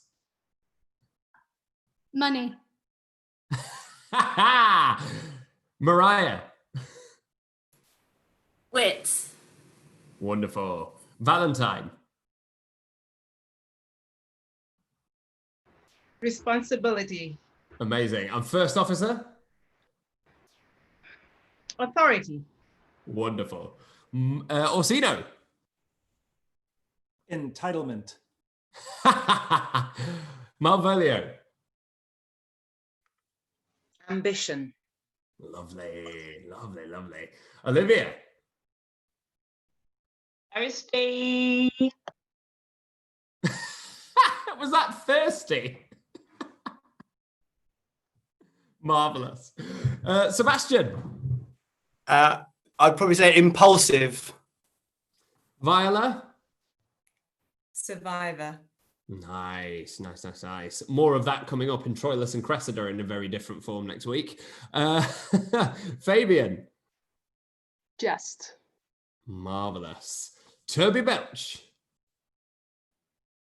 Coyote. As in Wiley. Setting traps for people. Marvelous. Andrew. Hopeless. Antonio. If it was the end, I'd say destroyed, but defiant. Wonderful. And priest. Sex. Sea captain. Paternal. Lovely stuff. Marvelous. Well done, everyone. Got through that round nice and swiftly. Well done. They're great answers as well. Sarah, any more questions? Yes, I've got one here that I'll throw over to Beth, actually, if that's all right. Yeah, marvelous. Yes, there you are. So the question was, does anyone think any of the characters genuinely get a happy ending? Oh, sure. I think so. Yeah. But of course, who's to say what happens after the play? The play starts before the play starts. Who knows what happens after? And what is happy, really? It's always it's a roller coaster, isn't it? Sorry to be a bummer. It's the times, right? I think that's fair. Julie, you had your hand up. I think Mariah's very happy with Sir Toby. Wonderful. We can make each other laugh until we die. Brilliant. Beautiful. Any other questions, Sarah? Yeah, actually, there was another question which was for Liam, but it'd be interesting to get your thoughts on that as well, Beth. Just it's on a similar note. So it's would you be tempted to write a postscript for Antonio where he gets a happy ending, and what might that be? Oh, absolutely. It's such a sad ending. I've covered Twelfth Night quite a few times, but I always forget about Antonio just because the ending is so happy for so many people. But he doesn't even get a final line. His final line is, "There are two of you." So, depending on what you could do, It's so happy Orsino could pardon him, but in this situation right now, he's still going to jail for the rest of his life just for loving someone, and it's such a horrible thing. So if it was to be a postscript, it depends on he doesn't have any power right now. It's all in Orsino's hands. If Orsino goes, you know what, you took care of Sebastian, let's call it quits, and that'd be great. I'm sure he'd go off and sail into the sunlight in his pirate ship and find new love and everything like that. But it really depends on that. But I'd like to think that is what he would do. He would go off and love again and take life. But in this current situation, he's probably going back to jail. Brutal. Beth. Well, I've been lucky enough to direct this play twice, and many of the stage directions that you're going to use aren't in the play. And I think that Liam's exactly right. What usually has to happen is you have to force a reconciliation. He stays on stage, his bounds are undone.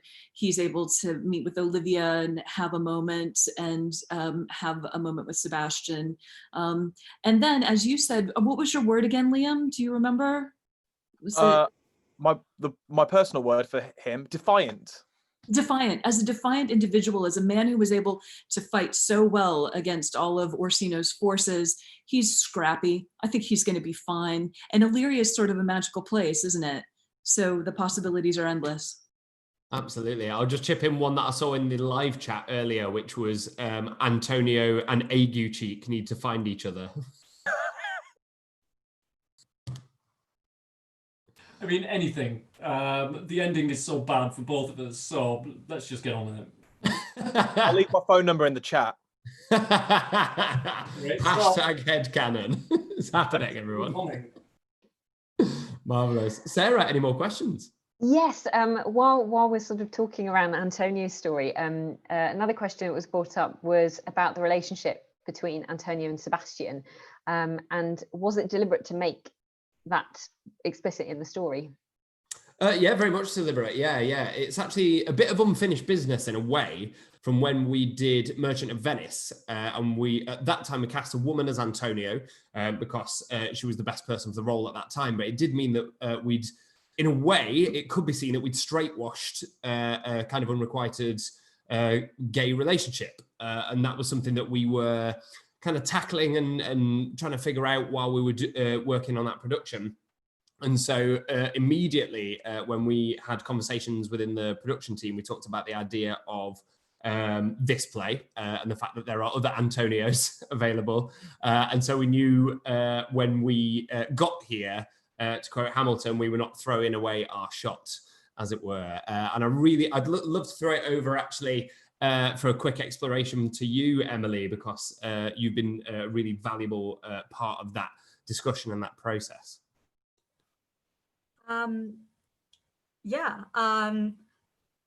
Sorry, slightly bunny in the headlights here.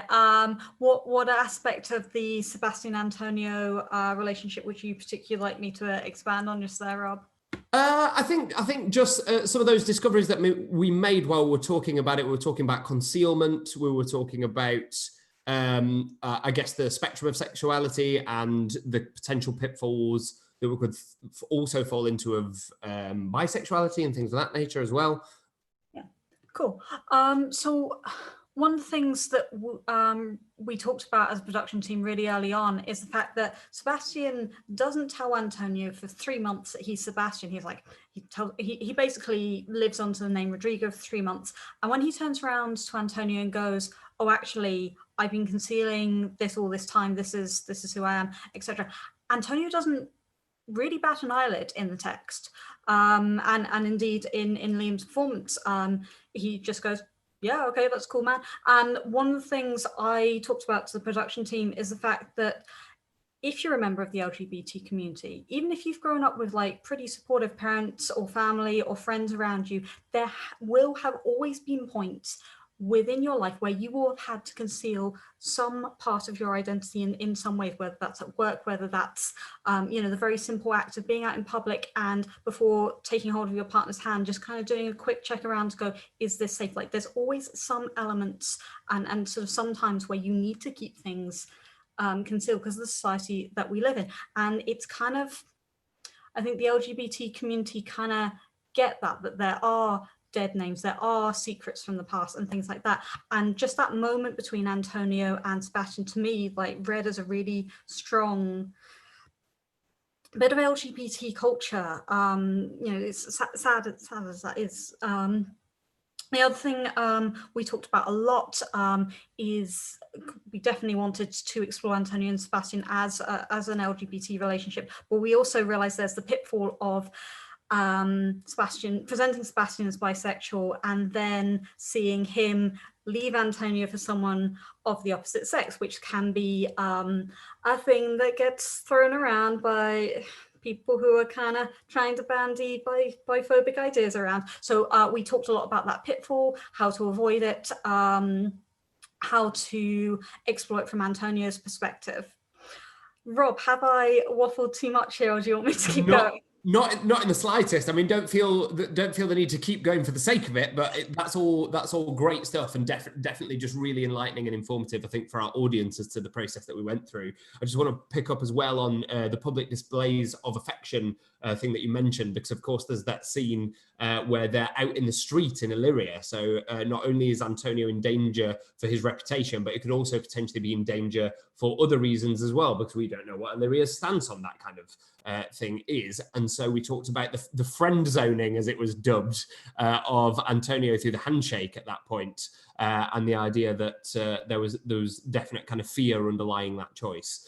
And I think it's probably worth a rewatch under that lens. If these aren't experiences that are native to you, perhaps give those scenes another look and pick up on some of those subtleties, because I thought those decisions just really added another level of depth to it. So thank you so much for that, Emily. That was awesome. Really, really cool. Sarah, any more questions? Yes, I've got one for comfort. So someone's asked, how do you feel about the thought that Olivia is the kind of anchor of the play and that she pretty much runs things behind the scenes? And do you agree with that or not? Oh, wow, that's a very intense question. I do think, yes, she is the anchor of the play in many ways, particularly in the second half. You know, a lot of things happen because she wants them to happen, even though she's sort of like, oh, fate's decide. She's like, I'm going to do this, and that's what's going to happen. And she does sort of get stuff done. So I do think, yes, it's quite cool in that sense. I didn't really think about it until I started reading the play again, because, you know, you've read these plays, but then when you come to do them, you read them again with a sort of fresh eye, and it's like, oh yeah, she does sort of do a lot of things.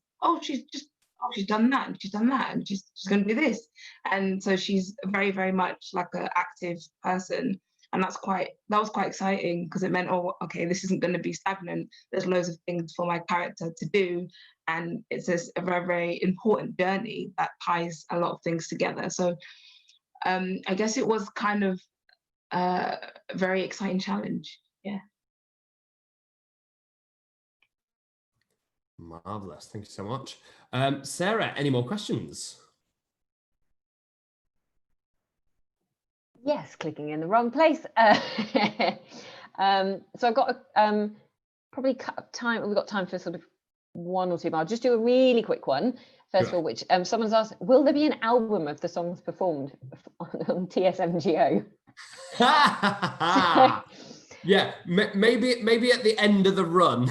Yeah. More time to organise it. We can put together like a Christmas album or something. Try and get to #1. Why not? Love it. Well, for some of the songs we've done on from previous shows, our fantastic actor musos that have created those songs have done recordings for us, which have been shared on Patreon. So again, if you are one of our lovely patrons, you will have had access to that. So do stay tuned, because we might have some more for you over the rest of the series, and we will certainly look into an album at the end. Wonderful. One last question to end on then, please, Sarah. All right, so let's do this one. So this is one for everyone, so if we could do a quick fire round. So the question was, which character is most like your personality? Oh, that's a tough one. I'll start, I suppose. No, I won't. I can't. Anyone know their answer to this? If you just want to chuck in, yes, go for it, Julie. Mariah. Great. We're the same person, pretty much. That's the back door if anyone needs it. Well, I'm ambitious. Yeah, for me, honestly, Fabian's fun. I enjoy a good joke every now and then, so nice casting. Love it. So difficult to choose between Feste and VIOLA, because I spend too much time cracking jokes, but I'm also like a very, very awkward person. So that's. I love jump it. in there next? I enjoy helping a damsel in distress. Michael, sorry, what was yours? So, honestly, I think I'm more I'm more like an Olivia. When I'm really sad, I'm like really sad. And then when I love, it's really full.